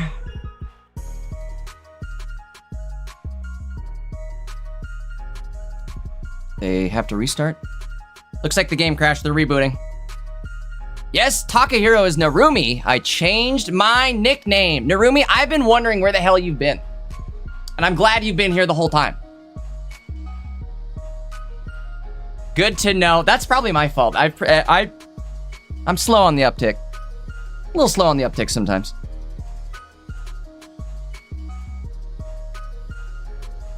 All right, folks. Here we go. First game with... Oops, there it is. McLeo ID, Narumi. I guess let's start this over here. First game in our top 4 between Takahiro, aka Narumi, versus McLeo ID. Here we go. Starting off, McLeo not having a great start, I'm going to say. Having to go first with Ogi in the active. Not how you want to do it. Gonna put you energy, or at an energy deficit, a major energy deficit. The one good thing is McLeo does run an X speed, so there's always the chance. Always the chance of hitting that X speed.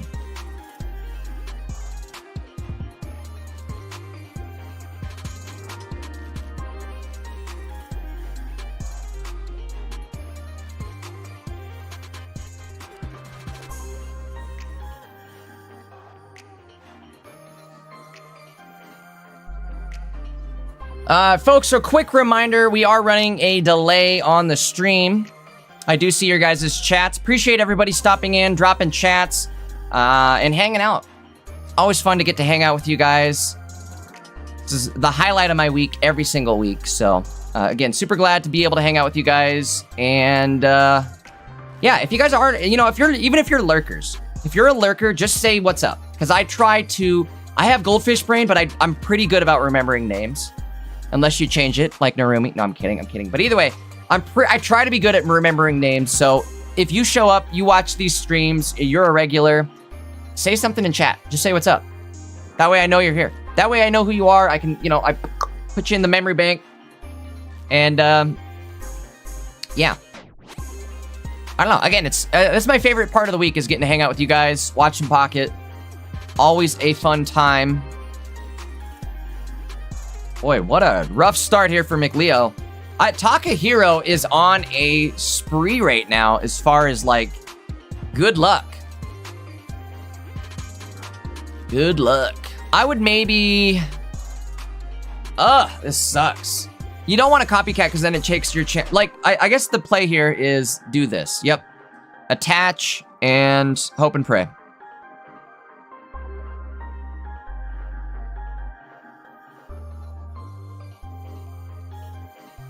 What you really don't want is a Candy Greninja. Guess there's no Cyrus play here, at least. Candy Greninja Cyrus right there with Lucario. Would have been crazy. Swapping into Chingling tells me they don't have really anything. Imagine we find the X speed right here.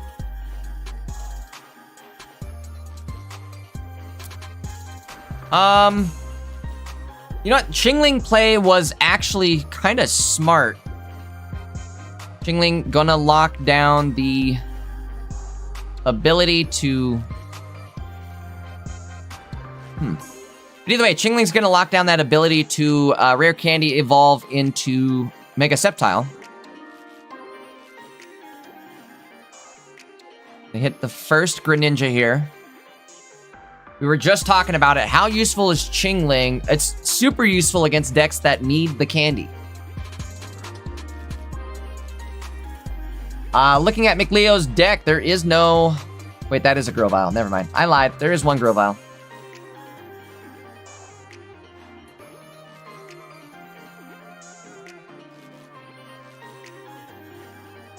Guys, predictions are up over on Twitch. Get in there.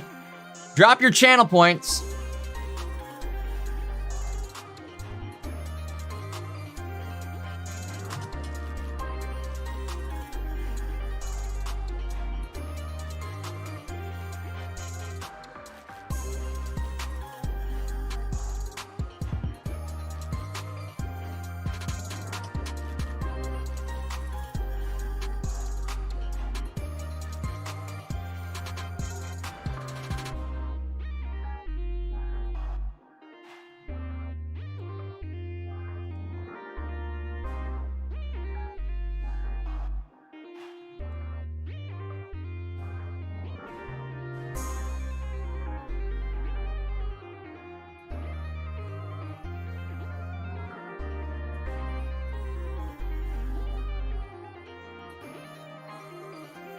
All right, well, I personally would, I don't know, splitting the energy there between both your Tricos. This sucks. This is just not a good spot to be in here. I feel like we should have probably tried to go in earlier last turn and stop the Chingling. I don't know. We could have copycatted, maybe got the X speed that 2 turns ago, and then we could have played aggressive with Pheromosa. take out the Chingling. Since the Chingling had hit into a helmet, you would have been able to take it out. It's just, it's damned if you do, damned if you don't. Sure, I am muted, right? Yeah, I am muted. Okay. Sorry, gameplay off the screen anytime player tabs out there. Just to be safe. I do think, yeah, as I say, I do think, unfortunately, McLeo's in a lot of trouble there. Or was, just due to the fact that he's going to take 40 damage, just from ping damage. Great game from Takahiro. He has had, is it luck or is it skill? I think, obviously, it's skill. Narumi, an excellent player. You wouldn't be in the Frog group if you weren't a good player, that's for sure. But either way, Narumi, I think, also kind of just on some really good luck right now, where he's able to find the Lucarios, the Greninjas. It seems like his early game has been good every time we've seen him play. Let's see if he can keep that up. Going into game number 2 here in our top 4s.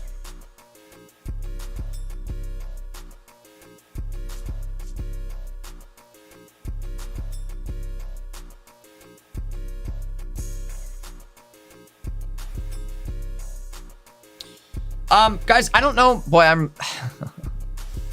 I'm missing my, I don't remember what I was talking about earlier. If I explained how next week will work. Next week is the 4th of July. I think we're going to have a large portion of the Pocket Mads team unavailable for that Saturday, which, again, is the 4th of July. So I think Maddie has decided to do a one-day tournament instead. This is like 90% confirmed right now, folks. I'm giving you guys the inside scoop. I believe Maddie has decided to do a one-day tournament on just Sunday next week. We couldn't not do something, right? The new set's dropping. We got to do something. So make sure you guys tune in for Sunday next week, it sounds like. Sunday is going to be... Actually, what you should do is make sure you're subbed up with notification bells on to the Pocket Mads channel. That way you know if that's the case or not, because Maddie's going to be dropping updates in his videos. So if you guys are interested in joining next week's tournament, make sure that you guys are keeping an eye on what day it's actually going to start. It may, and if it does end up starting Saturday, I don't want you guys to miss it. That's why I'm saying make sure you guys are aware of what could possibly happen there. But point being, there's going to be a tournament next Sunday, it sounds like. Next Sunday for Pocket Mads. And then, there's also going to be the Dankest Cup number 3 next Tuesday, Wednesday. The pack drops Monday. The tournament happens Tuesday, Wednesday. It's going to be the first major tournament of the series. I've been saying, I'm going to drop a link. I haven't yet done that. Let's do it. Let's do it.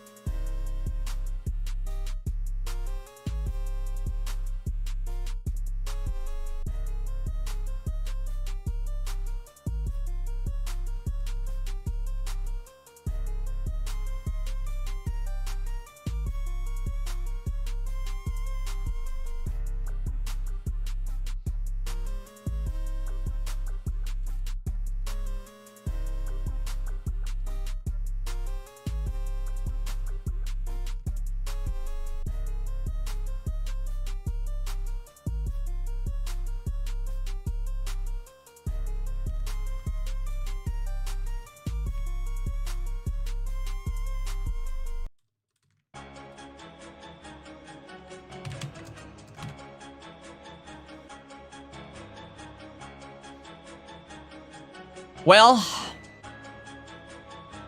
at least we have energy on this Pheromosa. There's a Trico. Drop the Ogi.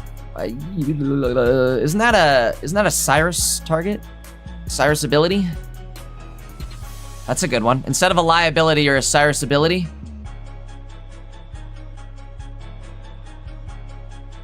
Huh. Well, maybe we're okay here as long as there's no Cyrus play.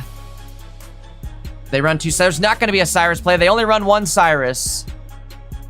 No Sabrina. I think we're safe. They have to hit into this helmet. Let's see if they decide to.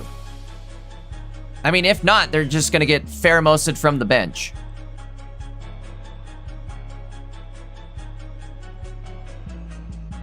I know McLeo does run a Cyrus, so this Mega Lucario could end up biting the dust here.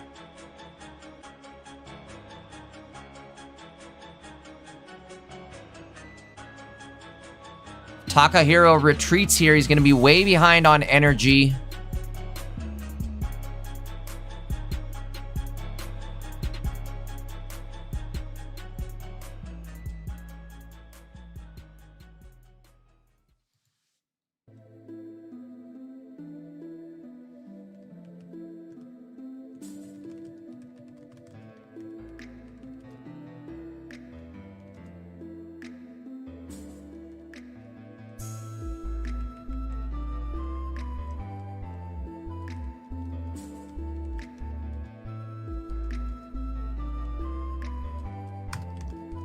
Damn, nigga. This shit heat.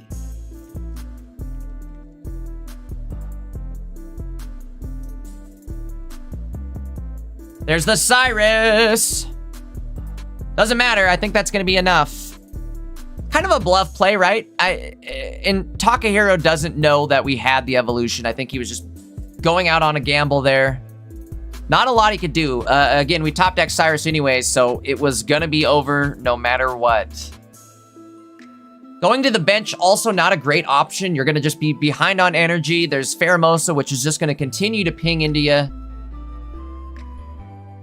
All right, coming down to game number 3 here. That seemed a little more equal, I guess, right? As opposed to just Takahiro getting everything he wanted right off rip. Everything he wanted and more. All right, here we go. Game number 3. Our first top 4 match between Takahiro and McLeo ID. I'm probably saying that wrong. I believe this is a French player. It's probably pronounced like McLeod. I don't know. I'm only guessing I'm pronouncing it wrong. So I've just been going with McLeo ID. McLeo probably works too, right? McLeo?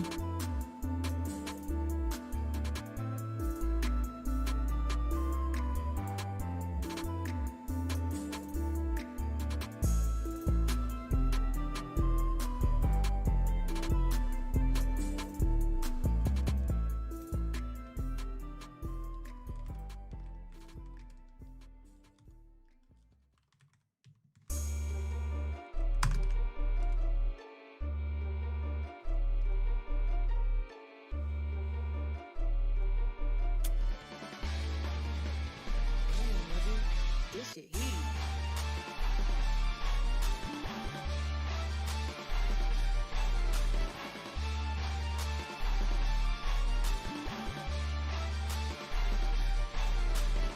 Early Cyrus with a helmeted Pheromosa in play. This could be good for McLeo.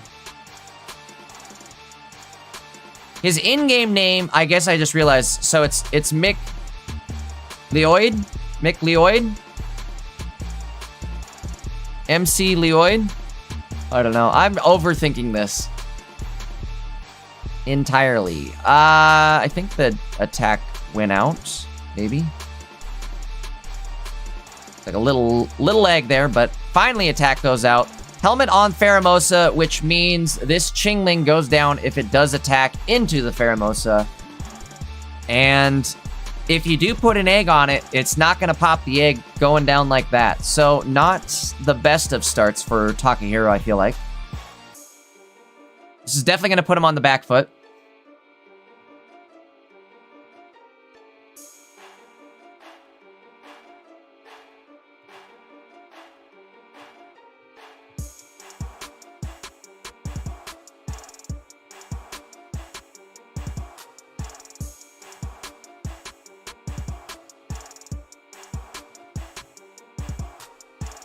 Well, we're thinning our deck. Don't necessarily need that. Grovyle in play now.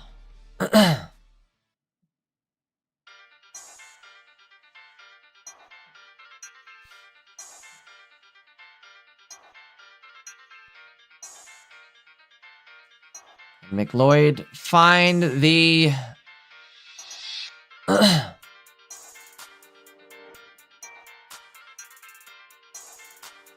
evolution. Finds the Greninja evolution. 6 cards left in deck, though. Of course, he was going to find it eventually. We could 2 energy attack and take out the energy, or excuse me, the active Pheromosa, but that's just going to end up getting you potentially counter KO'd. We do have to also find Mega Sceptile.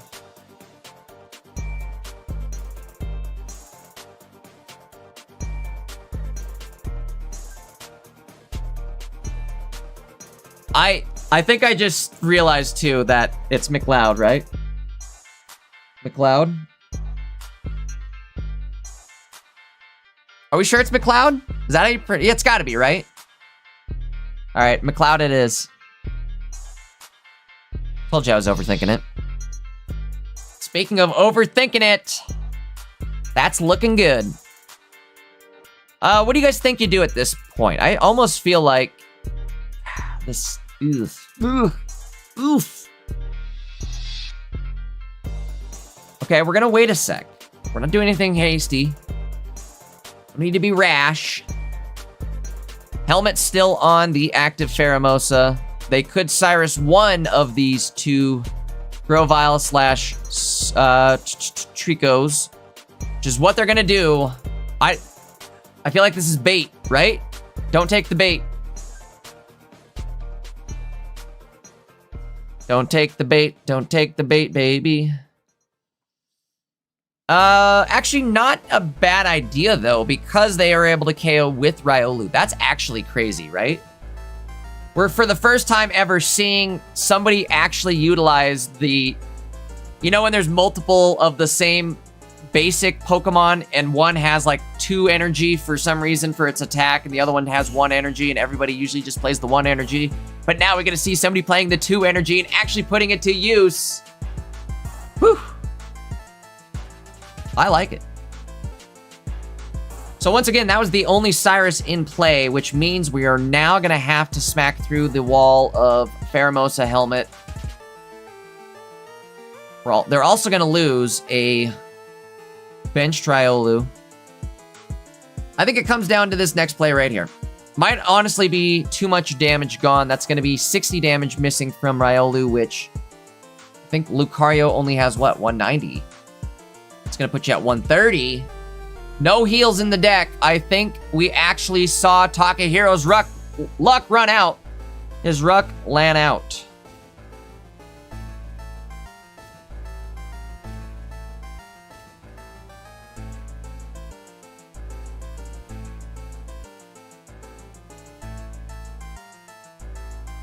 No evolution here would actually be immediate game over. Oh no.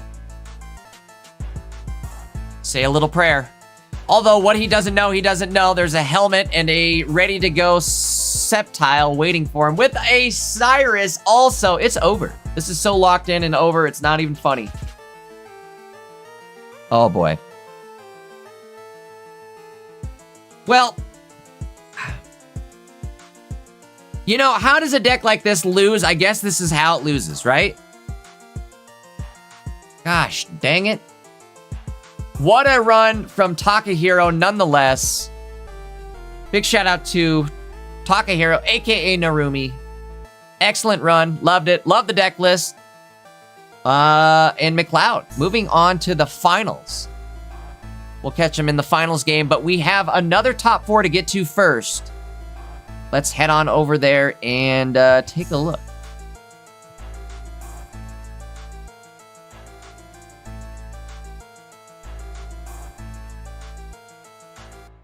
Give me a second.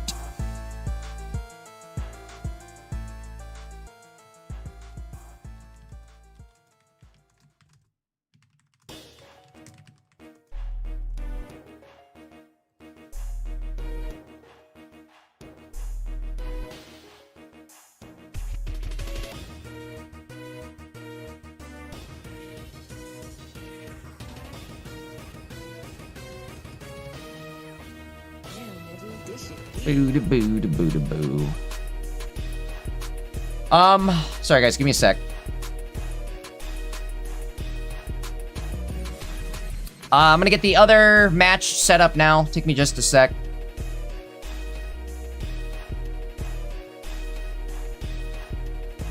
Standings, dashboard.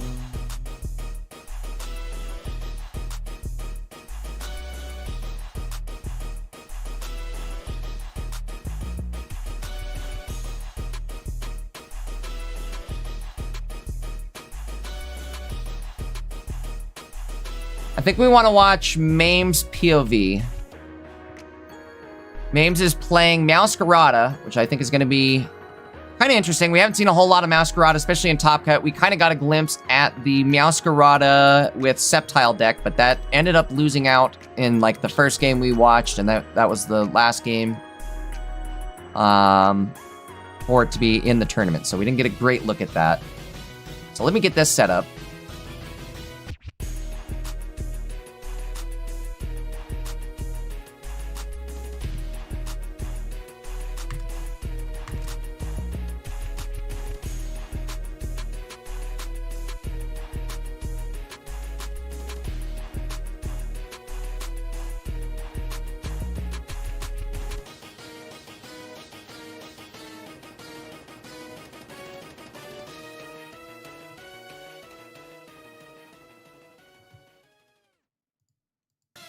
All right, making sure I got the players set up for gameplay here. So let me finish with the deck lists, and we should be good to go. This will be our other top 4 match. And don't forget, guys, we are running predictions over on Twitch. If you guys want to vote on who you think is going to win this, between Mames playing Masquerada and Rusty Cole playing Mega Lucario, let me know. Who do you guys think is going to take it? No matter what, we're having like a unique finals, right? It's not going to be any sort of mirror match, anything like that. All right.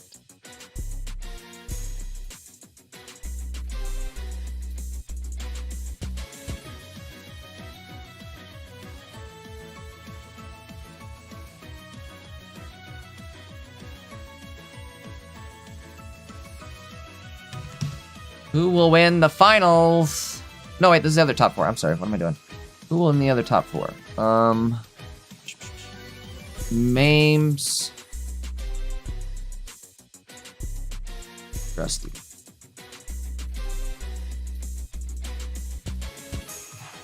Mario.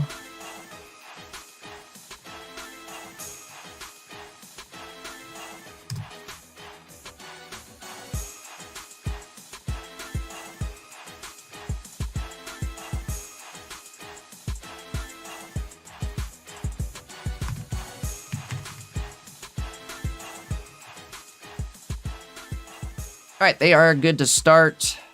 Just waiting on the gameplay to start here in top 4. Quick reminder, guys, make sure to hit that like button over on YouTube. Make sure you're subbed up as well. Sounds like Maddie is going to be live tomorrow for pack openings. So, guys, make sure you drop into Maddie's live stream. Speaking of being live, I am also going to be live tomorrow. And you guys are not going to want to miss this live stream tomorrow. Rosie and I are doing another pack battle. I won the first one, so this is going to be Rosie's revenge. She's coming back. She wanted a rematch. Rosie and I have developed a way to open packs side by side. Basically, we collab on a stream. So it's me on the left, Rosie on the right. I guess, hold on. Me on the left, Rosie on the right. And and either way, we have our face cams and our gameplay on the screen. And we make it so that we assign value to the cards. The more valuable the card, the more points it's worth. Hold on, let me get into the Discord. But either way, then we go head-to-head and see who ends up winning. It's a lot of fun. You guys are definitely going to want to tune in for that. Oops. Hold on, sorry, Discord was bugging out. There we go. All right, gameplay on the screen. This is top 4 between Rusty Cole and Mames.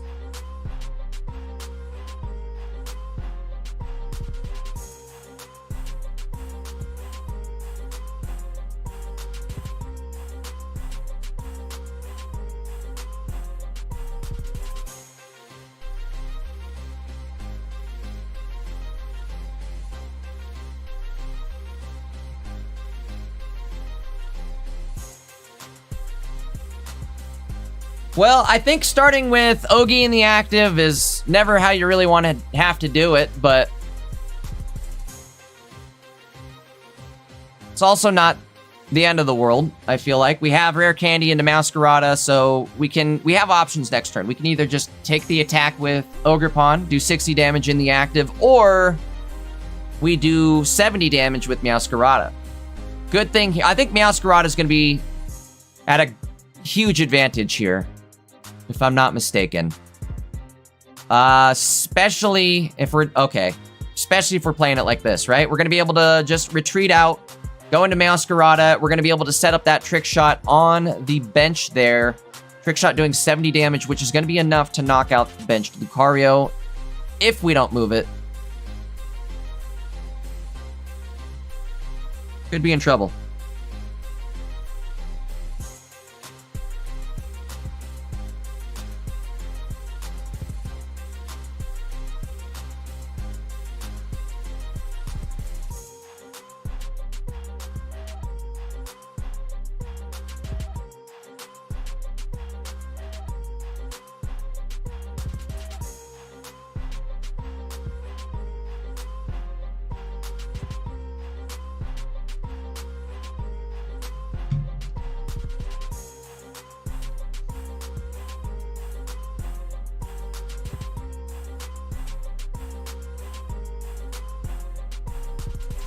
Trick shot on the bench. Rusty thinking, what do I do here? And that is a good question. What do you do here? I think you're cooked. Like, this is just so hard to get out of. What do you do?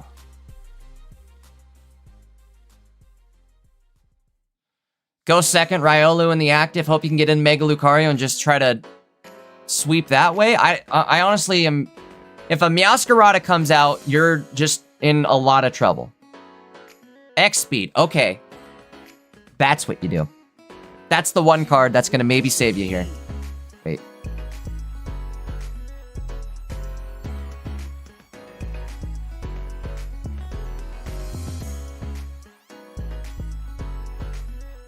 I'm at a loss.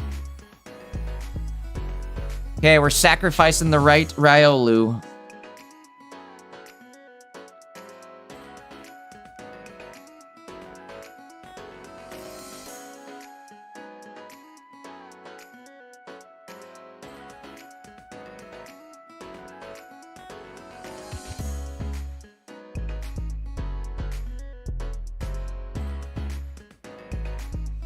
I don't think Mames has any more basics. I think, what do we got for basics in this deck? Just one Ogi and two Sprig Tito's? Yes, it is.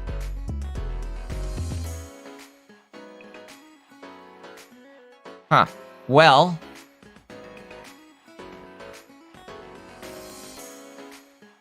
I guess you just trick shot the bench again and force them to retreat. They don't have any energy on the active Hitmonlee, so they're going to have to attach to get out of there.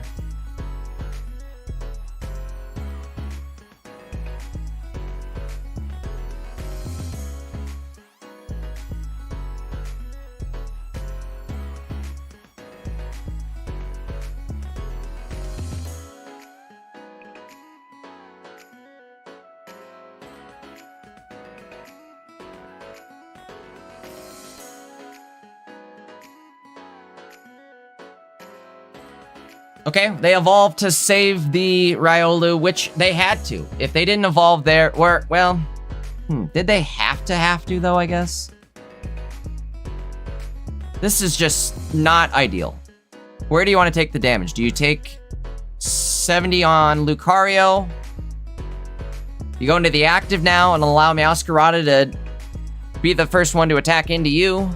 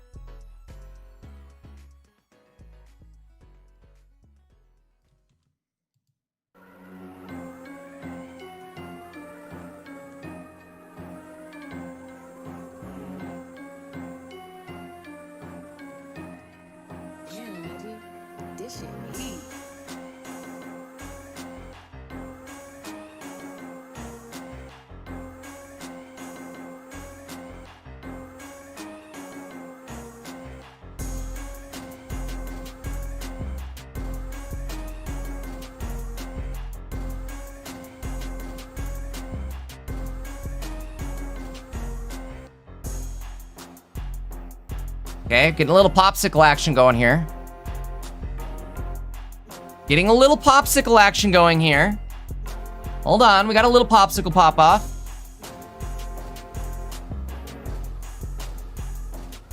Hold up. Okay, we're back to full health. Yo. I've been saying this for a while. It's been forever since we have seen a popsicle pop off. Wow.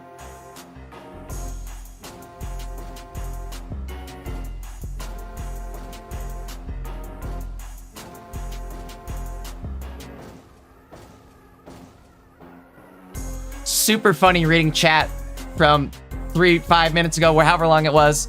5 minutes ago, as opposed to now.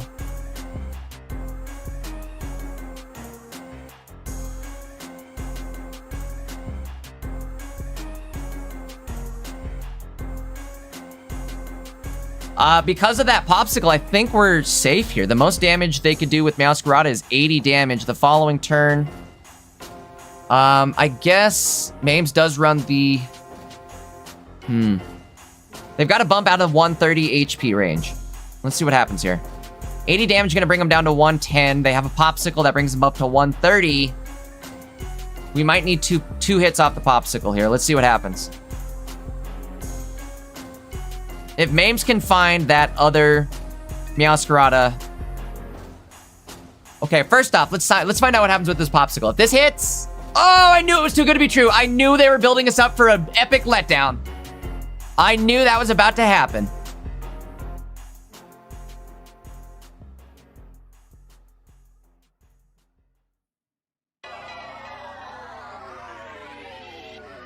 Damn, nigga. This shit heat.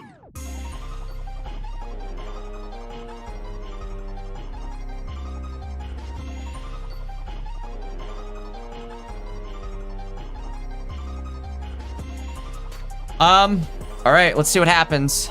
PCL! No way. No way. We're knocking out Meowscarada. Ogie on the bench ain't gonna be able to take this hit here unless we find one of our Leaf Capes. We have one? I guess also, maybe we're not going in with Ogerpon. What am I thinking? Did we? Well, yeah. Going for Professor.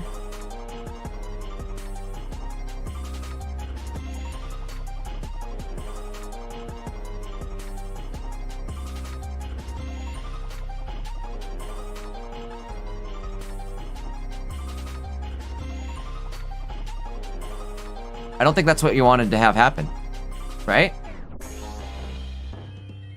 Maybe I'm wrong. Hold on. Let me think about this.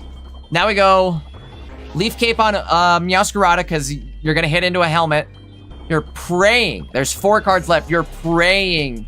No Arena. No Karina. There's, yeah, like 2 out of these 4 cards aren't going to be there. Ugh. Ugh. I can't believe Lucario won this.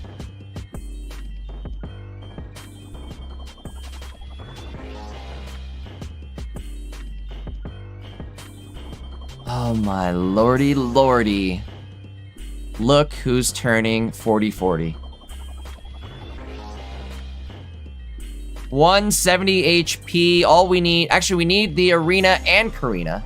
Not just one, but both. There's the Arena. No, I guess not both. You could have Karina. But Arena's not going to be enough.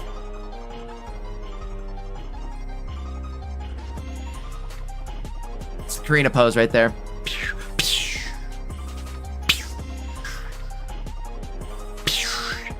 Hit him with one of those.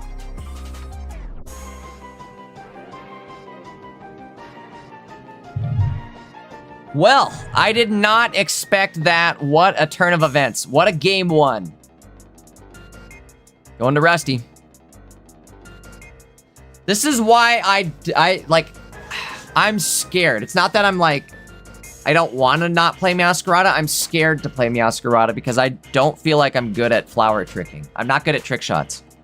I feel like I panic too and I'll end up pinging the wrong target.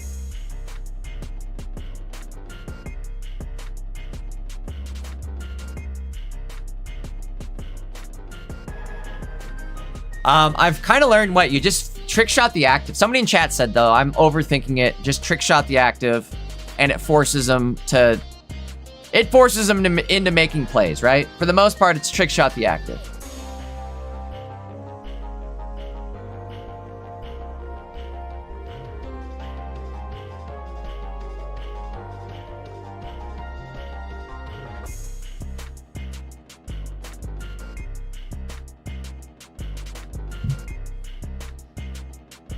All right, here we go. Game 2 in our top 4 between Rusty and Mames.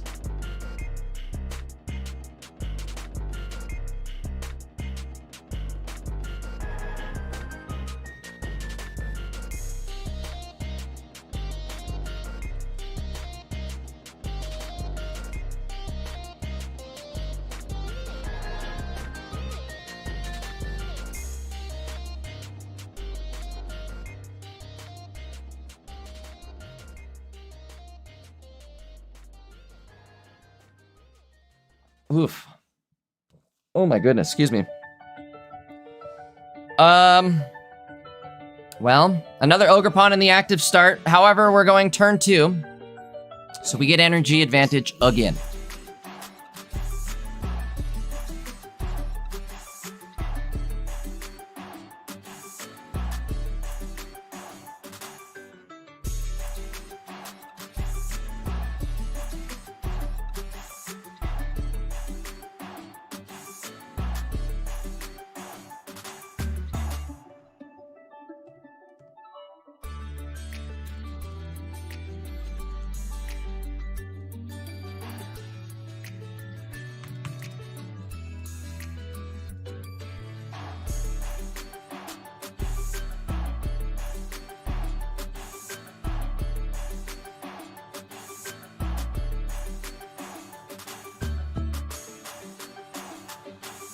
Not a whole lot done there on Mame's turn, last turn.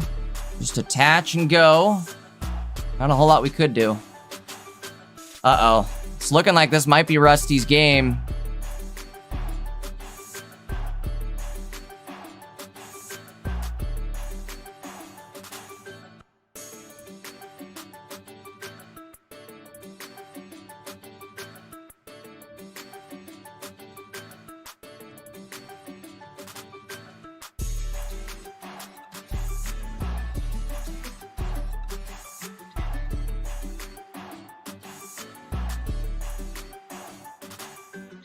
Guys, let's remember, let's keep it nice. People make misplays. I mean, hey. I've queued up to tournaments with decks I've never played before, and I've done well, too, all right? Mames is a good player, all right? I know Mames is a good player. We all know Mames is a good player. Stop pretending he's not. He made it to top 4.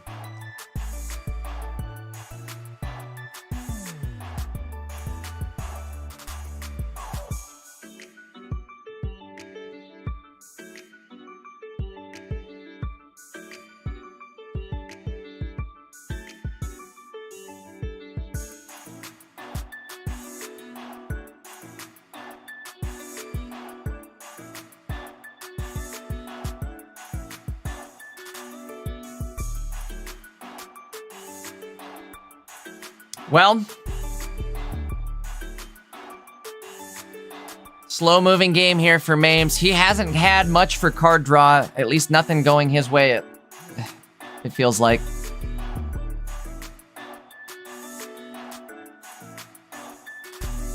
Do the Clement pose? Okay, hold on. I love that people are catching on that. Like, if somebody pops a full art to win the game, I'm doing the pose. I do the pose of the card, always. Clement.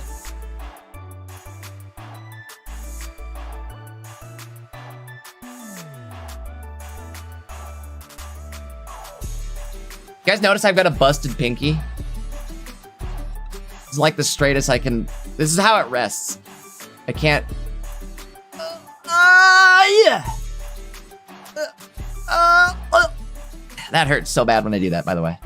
I can't, this is just the resting position of my pinky. It's busted. I don't know what I did with it, but it's busted. Been like that since I've been a child. Speaking of child, sweet child of mine, I used to be the best at Guitar Hero, and this is my Guitar Hero. This is my Guitar Hero hand. You're looking at a 3-finger Guitar Hero wonder, bro. I was better than most people with 4 fingers. I was better than everybody with 4 fingers. I was the best. I was the one. Maybe that's it. The pinky was it was bait.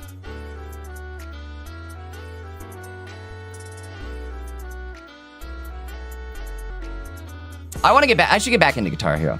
That's what I should do. Guys, maybe I'm dropping Pocket Casting. I'm just going to go full-time Guitar Hero. I guess it's Clone Hero now, isn't it? I know Luchin plays. Luchin's pretty good. I'm going to go ahead right now and say I'm better, though.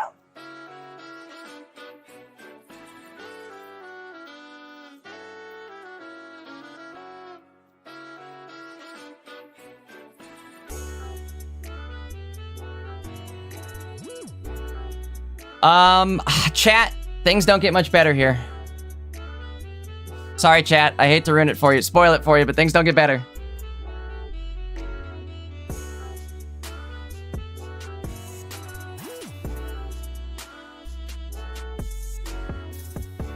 Chat was definitely throwing a heyday game 1. Now they're going to be doing the same thing for game 2, I feel like. Maybe this will somehow work out in Mames's favor. Both players are only sitting at 2 cards, so if they don't find Lucario, he could just triple prize it.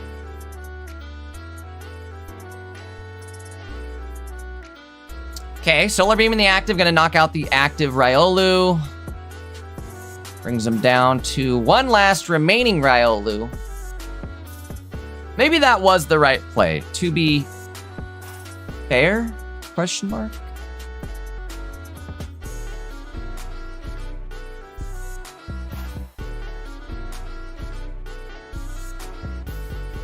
I feel like the play would have the same results regardless, but chat's probably gonna go.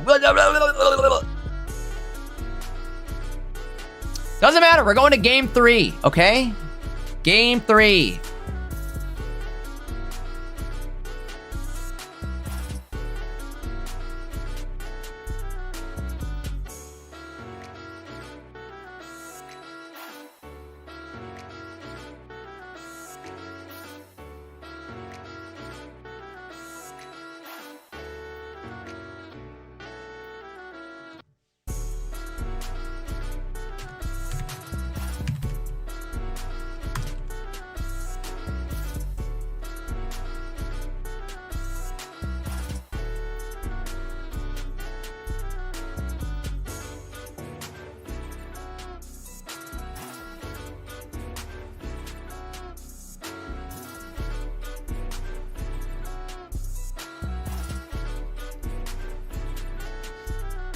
All right, here we go.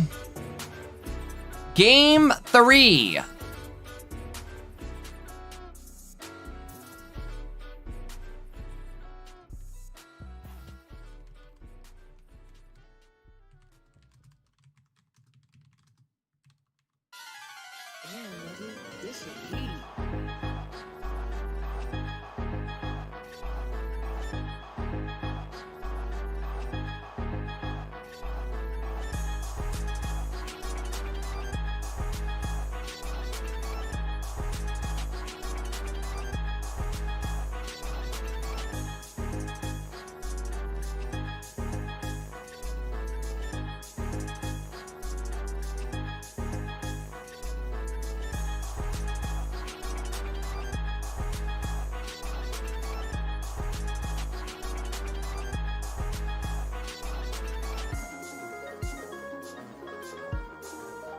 Big copycat there, at least.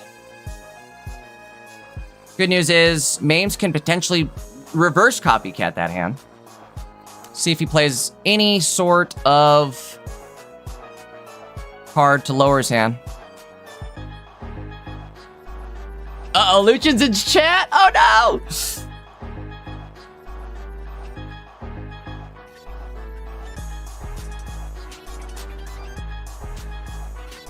After I just said that I was better at him than at Guitar Hero. I guess now I have to get a guitar and prove it, right? Is that how that works? Where do you get a good Guitar Hero guitar nowadays? I want a good one. I want I have one in my closet, but it's busted. I already know it's busted.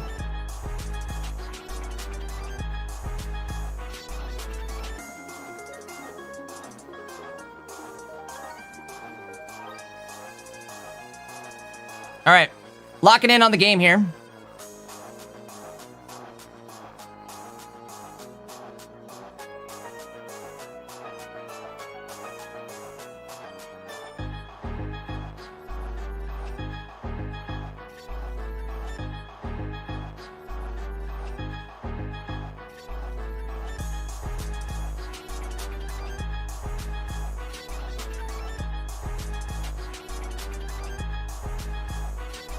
Florgato in the active here. This is not looking much better. I don't know. Do you want to risk copycatting this hand?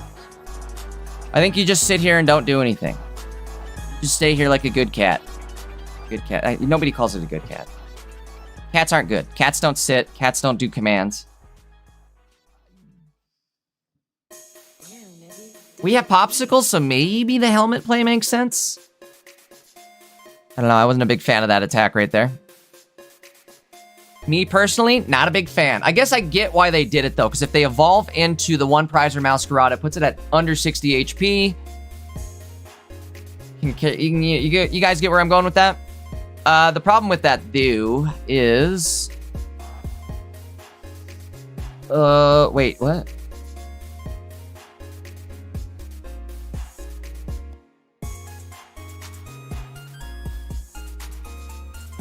I guess we're just going big. Oh, speaking of going big, that's huge. Massive. Massive. What does the opponent have? They do have a PCL and a popsicle.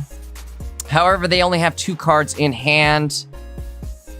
All right, let's see. Mame's throwing these lucky ice pops here.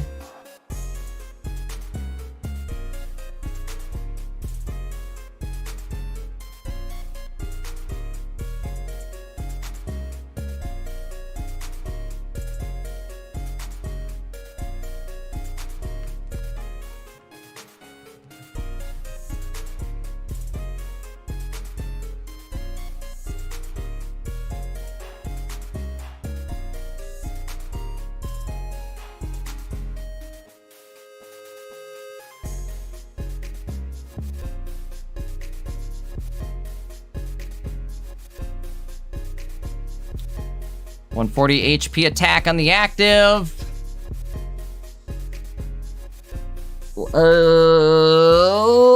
It's over if we don't get a candy, right? Get it out of here. Get it out of here, I guess.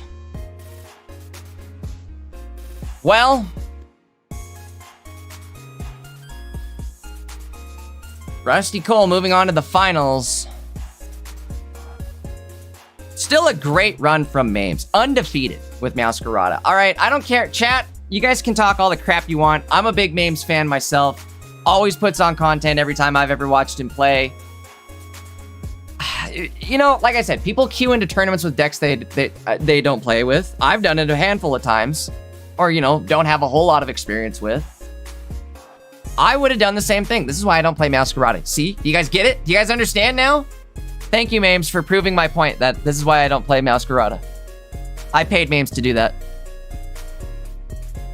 All right, let's get the finals set up. I need just a sec. Let me let the players know.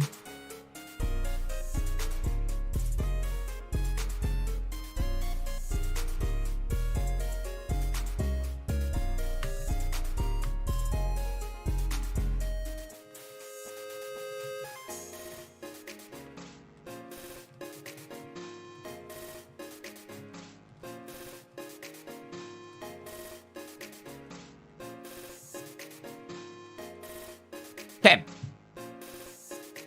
I need just 1 sec here.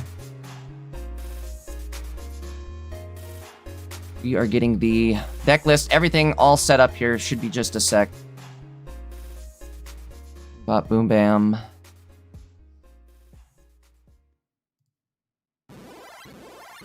Rusty Cole's deck list and McLeod. McLeod. We're gonna watch McLeod's POV, I feel like. I gotta get his butt back in here, though. Get over here.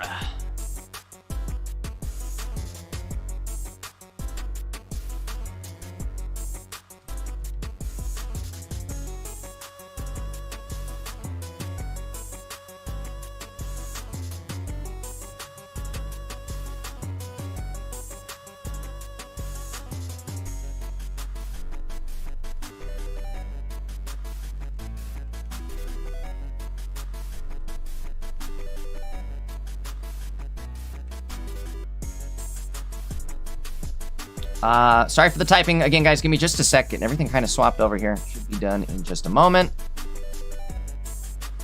Appreciate you guys, everybody that's dropped a follow today and that's been hanging out with me on Twitch and YouTube. Also, guys, don't forget to hit that sub button on YouTube. Don't forget to hit that like button on the stream. We're going into the finals. It's going to be the finals of the Paradox Drive set. What do you guys think? What did you guys think of this set? I personally didn't think it was terrible, right? I thought it was a pretty good set. I really like what Miraidon provided to the Magnezone deck. I'm looking forward to what Miraidon can do in the future. Because I feel like that's got a lot of future potential. I don't know about you guys, if you guys agree with that, but I feel like that card has a ton of future potential. Like, we're gonna get Primal Groudon eventually, and that's more than likely going to be fighting.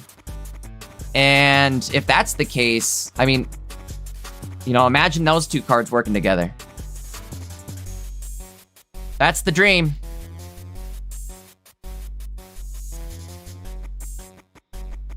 All right.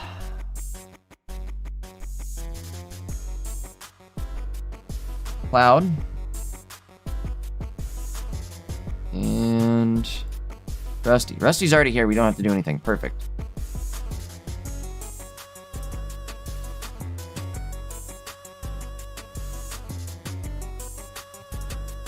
Here we go. I think we're ready to rock, folks. Again, thank you guys so much for coming out this weekend. It was a lot of fun. Hope you guys stay tuned also, by the way. I'm just doing a quick spiel before the finals start. But thank you guys again for coming out this weekend. It was a lot of fun. Make sure you guys, again, are doing that. Like, follow, sub, all that good stuff. Thank you guys a lot for the support. Thank you to the Pocket Mats crew as well for coming and, you know, showing up, helping support the entire thing, right? It's a team. It's a team effort. It's not just me. I've got a team. Although for the production side of things, it is just me. So if it's a bit slow when I'm like watching decks, or excuse me, watching games and stuff, more than likely because I'm swapping over deck lists. But either way, all right, let's get started here.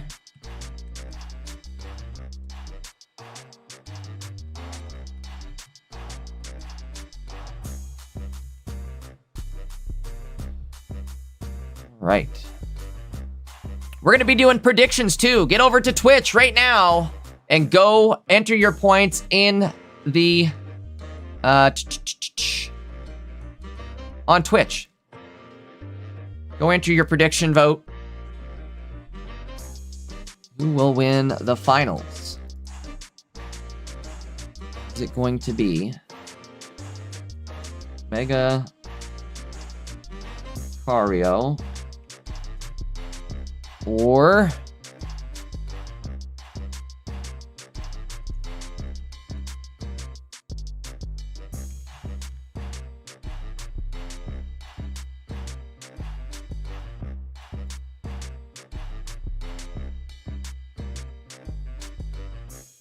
all right, come on. Come on, Discord. Quit being Discord.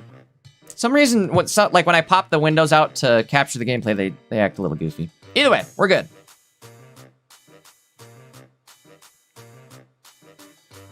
Here we go, folks. Game 1 of the Pocket Mats number 37 finals. Again, this is the finals of the Paradox Drive set. We've got Rusty versus McLeod. Rusty Cole versus McLeod. Rusty playing Mega Lucario, McLeod playing Ogerpon, Mega Sceptile, Pheromosa. Ogerpon not really going to be too helpful in this matchup, I feel like.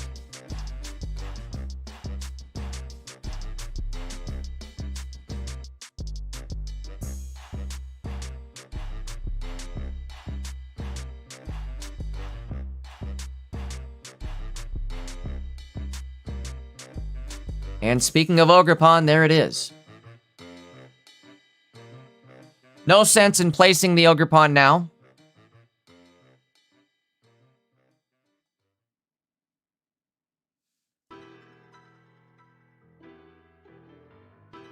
You know, there's room for debate that you could even just not Professor that last turn. I think that's getting a little too crazy, but you don't want to leave your hand giant for a huge copycat from Rusty here. But we'll avoid it. Should be good.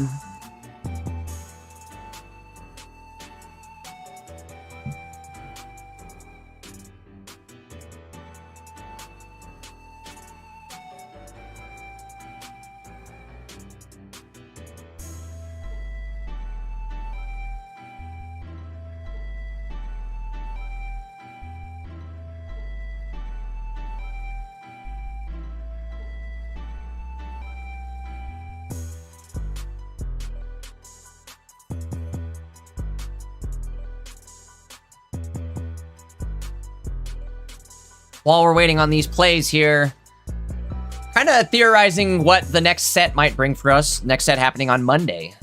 But I think I want to believe in the puppies. I think that actually might end up being a fun mechanic where you'll be able to have a multitude of different type advantages in your deck and potentially be able to take advantage of the Bounded Field Stadium.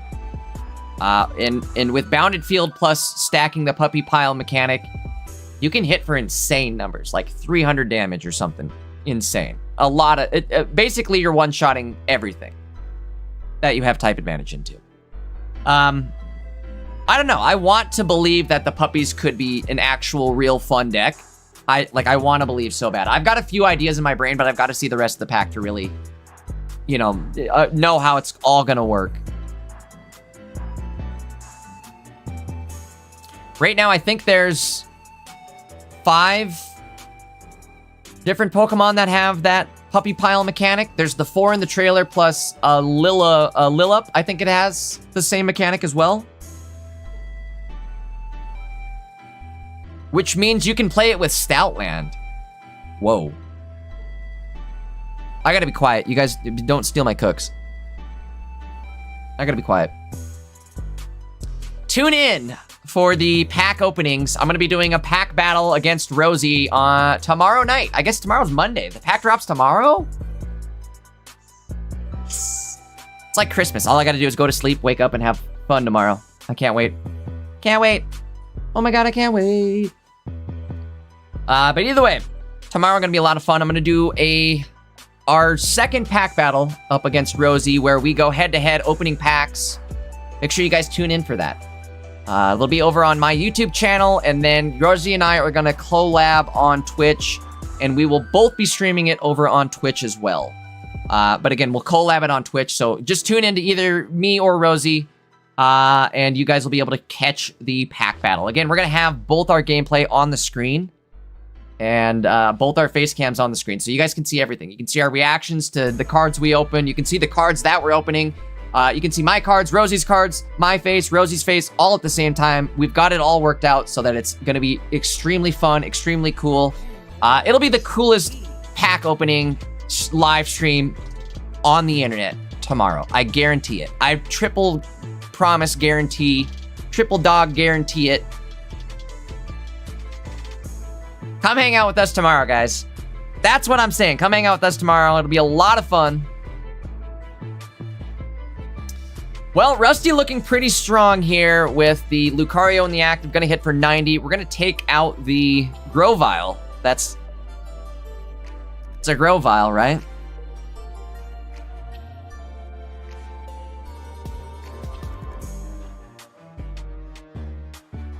Again, Rusty taking early advantage.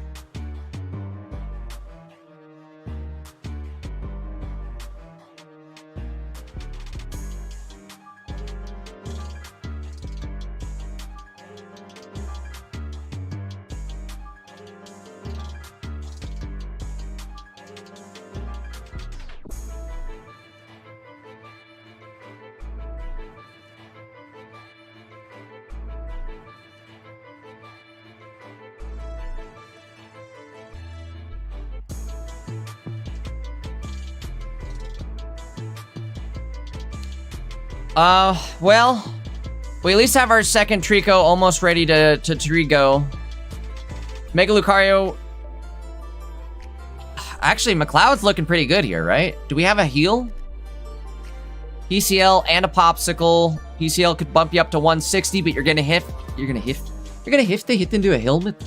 I don't know what accent popped out there. Goodness gracious. You're gonna have to hit into a helmet. So you're taking 20 damage, which again, just a PCL alone, not enough. We already wasted the Popsicle. I think Rusty's gotta get out of here.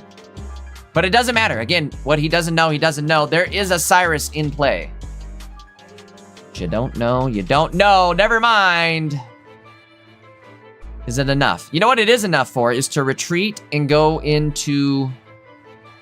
you can't do that though. You can't retreat. Pheromosa gonna hit you no matter where you go. I don't like it. Not a big fan of this play. Running the clock down.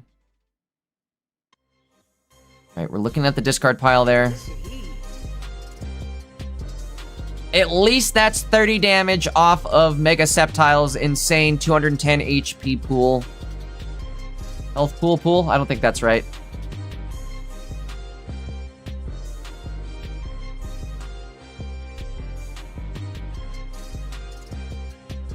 Is it health pool or hit points? I think Pokemon, it's hit points. What does HP stand for? Is it health pool or hit points?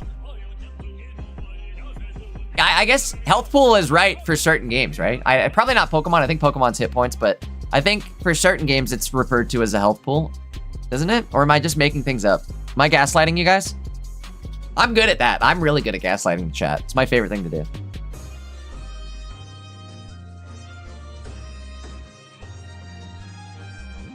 All the heals are gone. And the sky is gray.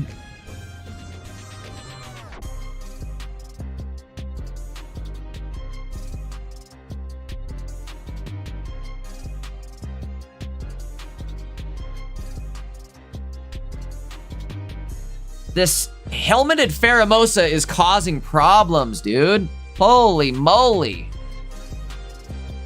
30 damage goes out. It will get KO'd next turn. But what they don't know, they don't know. Here comes Cyrus Goodvirus. Wait, why are we... Wait, what? Yeah, there we go. Don't you... He was... Hey, I saw what you did there. You baiting us? Is that rage bait? I almost fell for it. I almost took the bait. Hook, line, and sinker. All right, McLeod taking game number 1 here. McLeod's on. He's on a cloud right now. Cloud 9. Guys, remember, we still have predictions up and running over on Twitch. Not too late to get your votes in. You better You better head on over there. Hurry on over there and get your votes in.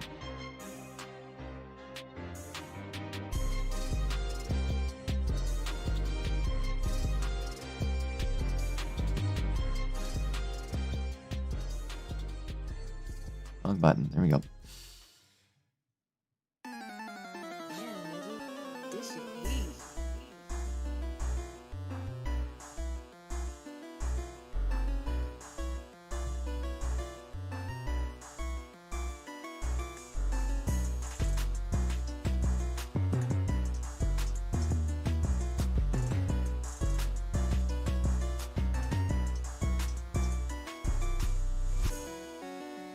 All right, here we go.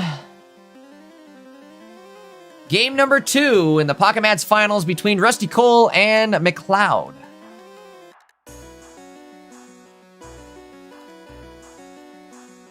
McLeod going second. That's probably what you want. Chat said it earlier.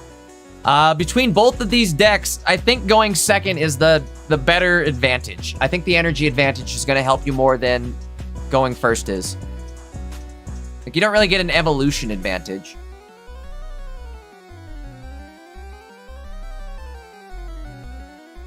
Interesting play. Choosing to not drop that Trico. That could end up being a copycat for an extra card.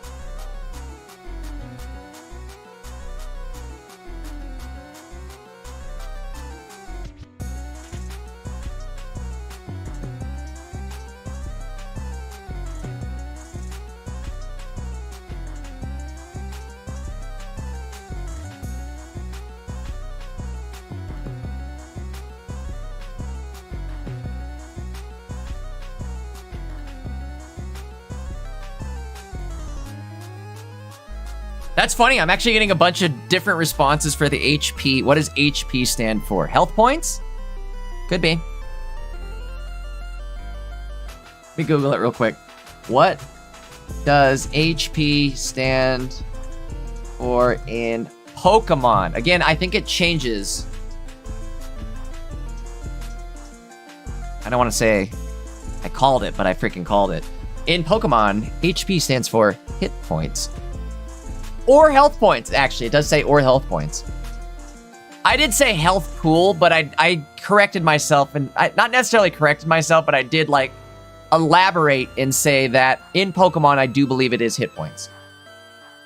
I've been playing since Red and Blue, y'all. I remember reading the manual for that crap. It was hit points.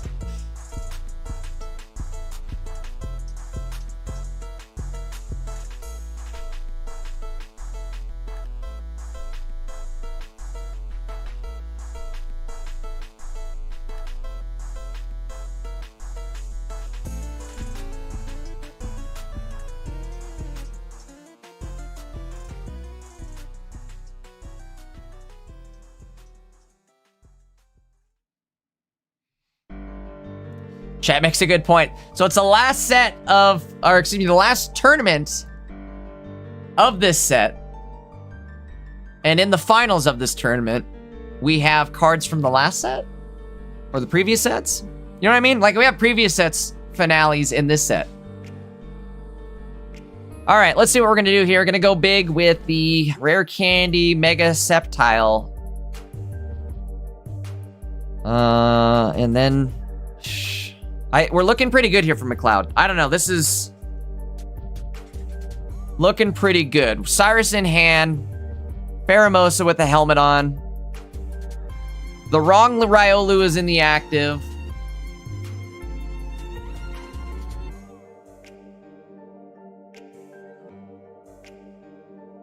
What do you think, Chad? Are we cooked?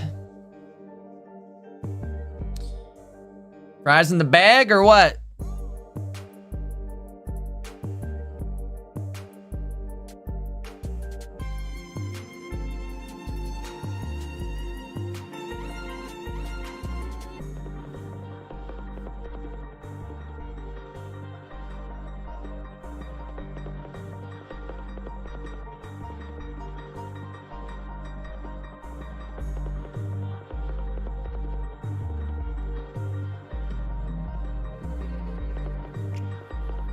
All right, able to get out of the active. Still not good, though. I wonder if you can...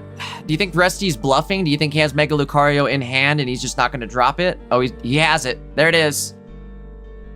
There it be.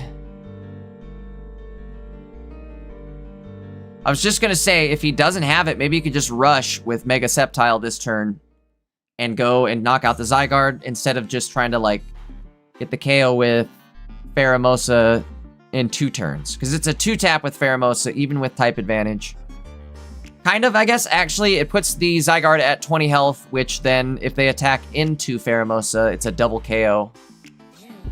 This shit heat.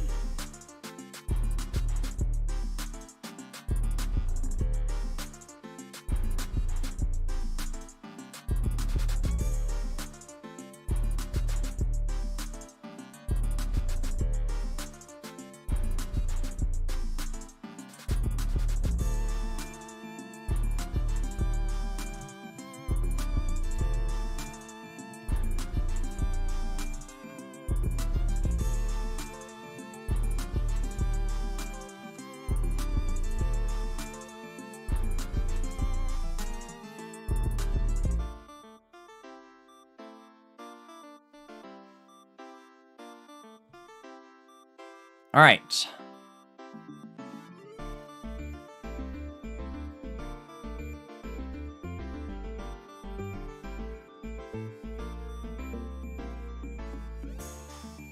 PCL going out. Gonna be able to heal up that Lucario. Now it's like, you don't want to be Rusty where you go in first, because obviously Mega Sceptile ready to go, and if it's whoever hits into the Mega first wins this, I feel like. In which case, I think Rusty might be the winner of that battle.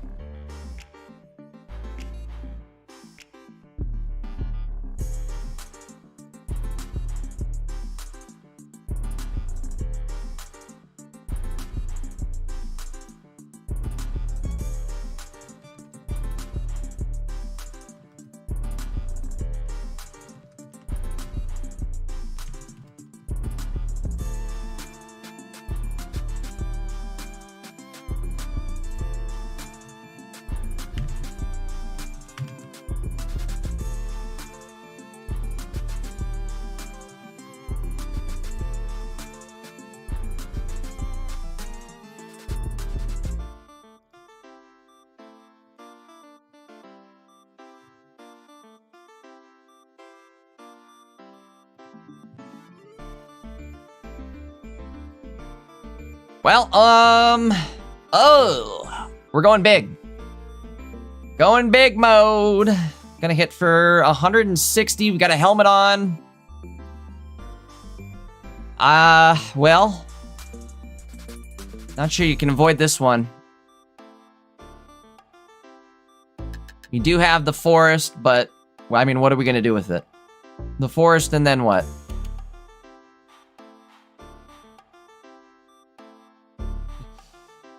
Chat says, maybe Poncho is good. I swear by Poncho well, in some decks, right? In some decks. Plus, I also have a Gold Crown Poncho, so you gotta love it, right? Anytime you pull a Gold Crown, you've gotta rep the card.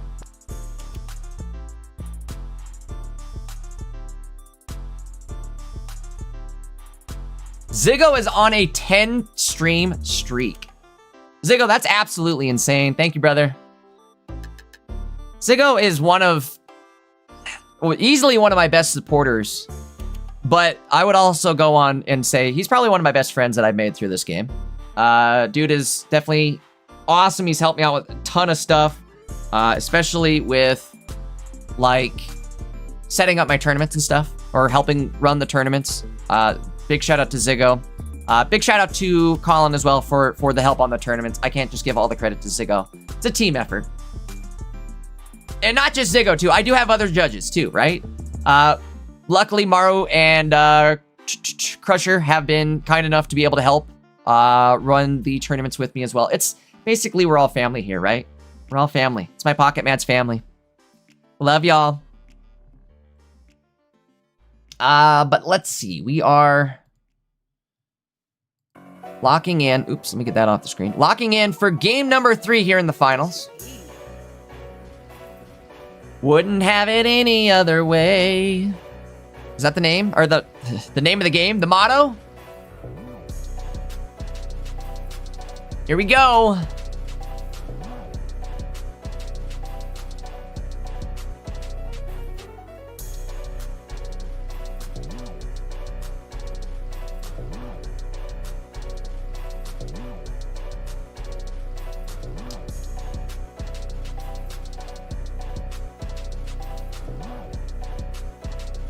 That's crazy. The votes are about dead even.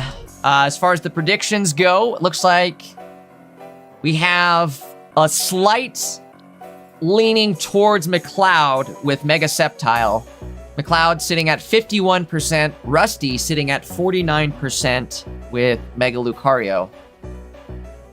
Interesting to see. It's very close, that's for sure. We made it all the way to game 3 here. Both players starting Riolu and Trico in the active. Unfortunately for Rusty, he has to start first again. Is that 3 games in a row starting first? He has the, he's playing hard mode.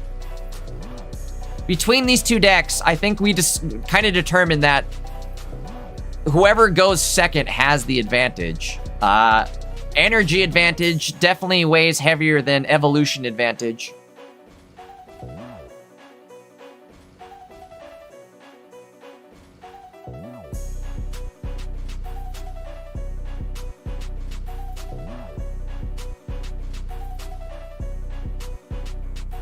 I'm gonna be real, both players are playing their absolute hearts out here.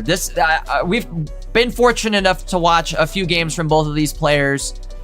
And again, both players are absolutely playing to their advantages. Minimal misplays being made.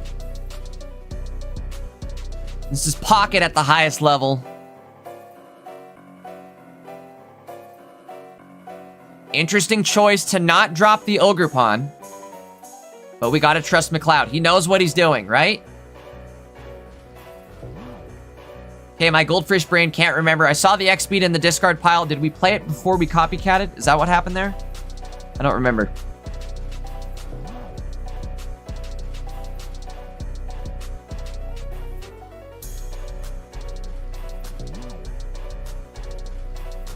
That says, get Rusty Sabrina full art. That always reminds me of the Black Panther meme. Get this man a shield.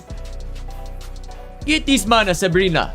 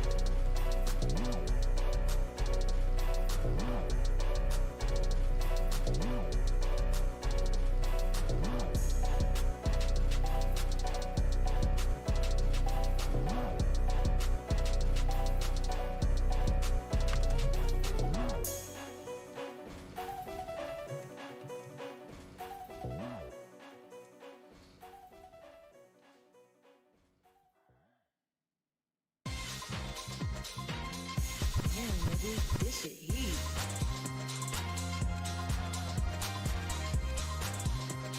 I mean, this is amazing start for McLeod here. I don't know if Rusty's going to be able to recover.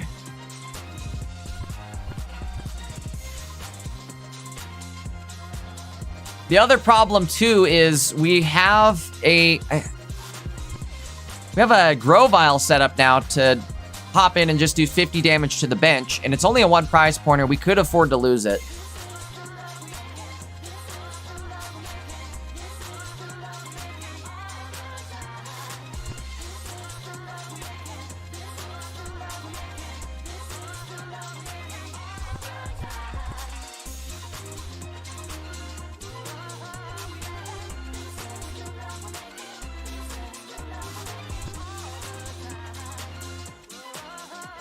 While we're waiting on the turn, chat says, Meowscarada, I would say, is the most skill-needed deck. I would agree with that. I would agree with that for sure.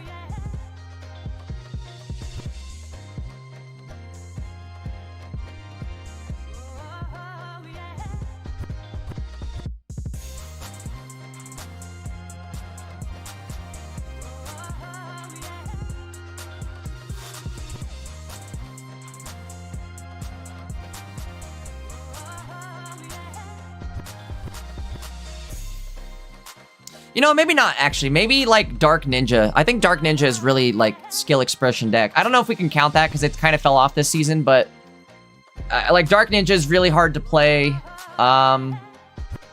Zoroark is also up there, I feel like. Trying to think what else is kind of difficult to play. Sceptile's kind of difficult too.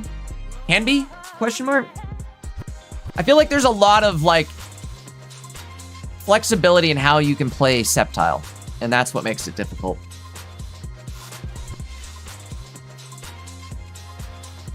All right, just gonna go and attack into Mega Lucario first. This is looking really, really good for McLeod. Our boy's looking real good.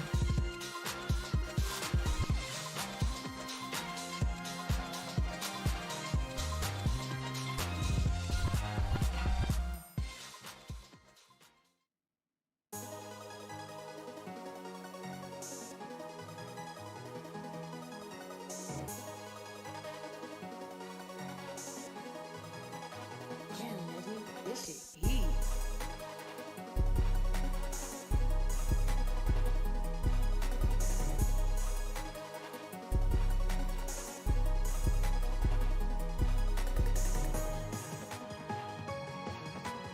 Popsicle pop off. Question mark, question mark, question mark. Could this be it? No. No, it could not. But one thing that it did do was give Lucario at least some health. I don't know. This whole thing stinks. What do you go in with? Because you have to retreat, but what are you going to do with that retreat then? ECL. Bro, this is just a shame. Ugh. He would have had to heal up to 180 because there's a helmet on.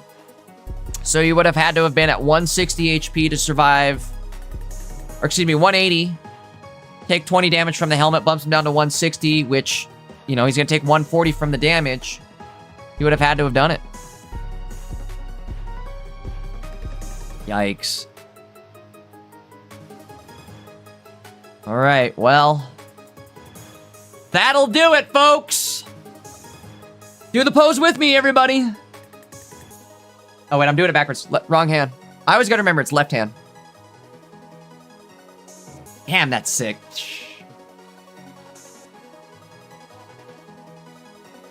Cyrus, goodbye-rus.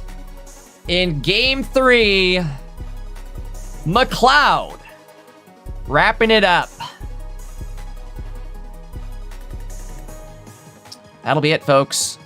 Mega Sceptile gonna win it this week in the final week of the Paradox Drive set. McLeod wins it. All right.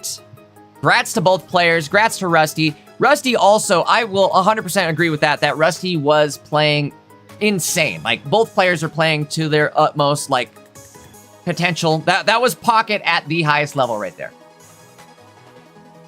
Even if they are old decks, I am totally satisfied with a finale like that. I love an expression of skill more so than, like, anything else, right? It doesn't matter. Even sleep, well, let's chill on that whole opinion, I guess. So even sleep decks can be fun if they're, you know, played right. Now, sleep decks get a little ridiculous, but any other deck played, it feels like a skill, like an expression of skill sometimes is what shines through more so than, like, the deck itself.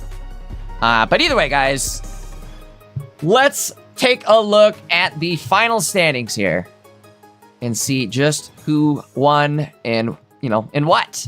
Boy, I need to get some sleep. I am super tired. I cannot yap like I usually yap. Let's go through the standings just real quickly here before we wrap things up. Guys, I guess before you take off, make sure you hit that like button. Make sure you're subbed up. Make sure you guys tune in tomorrow. Maddie is going live. I am going live with Rosie on Twitch and YouTube. Make sure you guys are followed on Twitch. Make sure you guys are subbed up on YouTube. You guys aren't going to want to miss this. Rosie and I going head-to-head with pack battles. It's going to be insanely fun. But again, guys, big shout out to Maddie, the whole entire Pocket Mats crew. Make sure you're subbed up to Maddie. Make sure you are liking the stream too. Definitely helps push these videos in the algorithm. Make sure you are also notification belled up, right? That way you know when everybody goes live or anybody drops a video. Tomorrow's the big day. The new set drops tomorrow. So again, like I said, make sure you guys are there for the live streams. Real quickly here, let's take a look at the metagame. Actually, one other announcement, because I want to catch you guys before you all take off. The Dankest Cup. Don't forget, this is going to be the first major tournament of the new set, hosted by none other than your boy, Jay Dankest himself. Look at my name's all over the screen. Boom, boom, boom, boom, boom, boom, boom, boom. Jay Dankest hosting this on Tuesday and Wednesday. I'm also going to be joined with Rosie for this too. Shout out to Rosie. I can't wait, dude. We had a blast last set casting, or I guess collabing with the pack battle and then going right into the tournament the next day. It was insanely fun. This is like this is going to be the most fun time of the month, right? Is that first week of a Pocket set release. So again, make sure you guys tune in for this. Would love to see you there in any fashion. If you're either playing, if you can't play, come and join in on the stream. We'll be live on Twitch and YouTube. It'll be my Twitch, my YouTube, so make sure, again, you guys are tuning in for that. Would love to see you guys all here for this. The support means a ton, right? That's all I care about is you guys come and support this.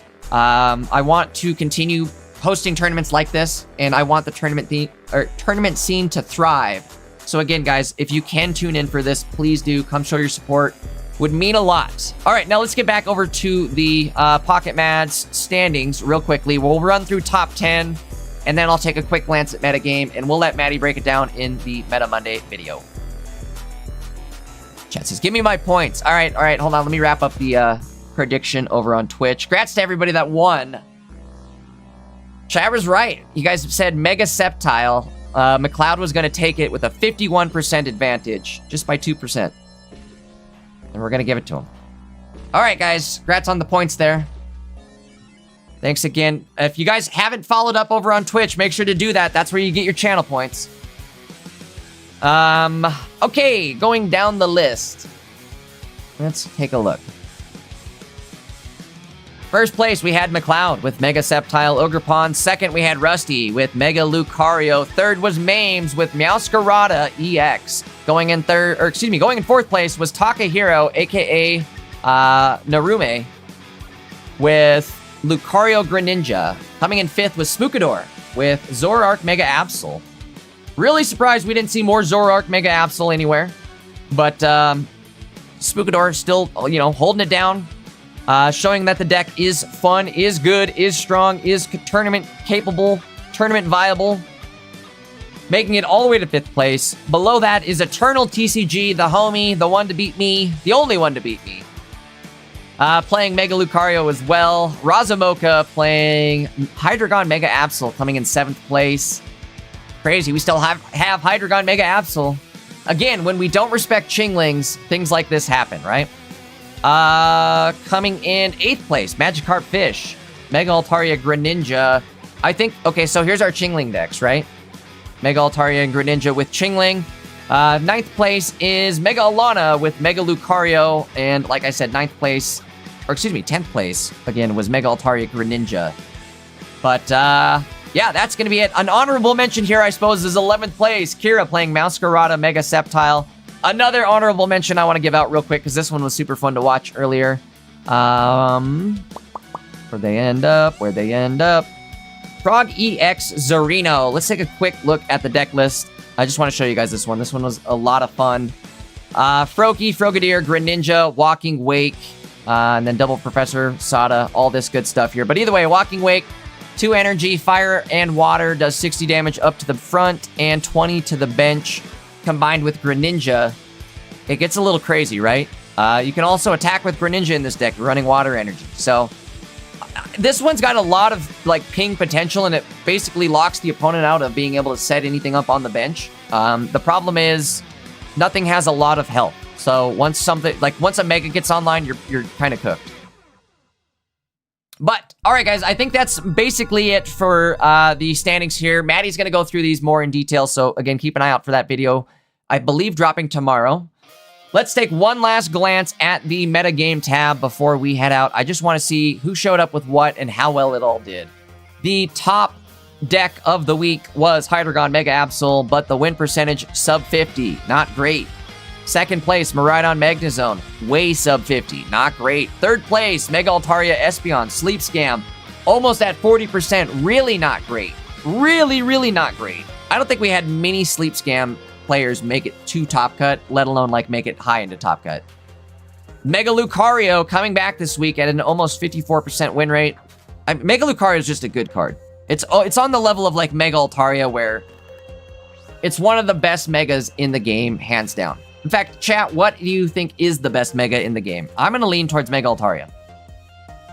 Below that, Zoroark Mega Absol, sub 50. I don't know. These decks are getting cooked. These decks that were killing it in ranked or in the meta the last week or 2 weeks are now getting their butt kicked. It feels like the meta shifted and is all right, here we go. We figured out how to counter. Now we're locked in. Or we're at a part where it's we countered the counter of the counters and now we're locked in. Going down the list, what else did we have here? Anything else really standing out? Magnezone. So I guess the Magnezone variant of Miraidon did fairly well, but these numbers are skewed considering there's not a lot of players playing it. Meowscarada and Mega Sceptile. These two decks right here, definitely performing very well. We saw both of them in top 4, so I'd say get ready for a wave of fire decks. Either way, guys, that is it. Thank you so much for tuning in. Appreciate you guys hanging out with me every single weekend. I appreciate the players streaming their games. Guys, again, do not forget, we've got the Dankies Cup on Tuesday and Thursday starting at, I'm Mountain Time, so this is Mountain Time, but this is 7 p.m. Pacific, 7 p.m. Eastern, 6 p.m. Slow it down. 7 p.m. Pacific, 6 p.m. Central, 5 p.m. Mountain Time with 4 p.m. Pacific. Guys, make sure you guys tune in some fashion. Join me on this 2-day tournament event. Rosie's going to be there casting with me. And then on Monday, tomorrow, the new set, guys. I cannot wait. Make sure you guys are there for that as well. Like I said, Rosie and I are doing pack battles tomorrow, or a pack battle live stream. It is going to be the most fun live stream on the internet. I am not joking. It's a guarantee. It's a promise.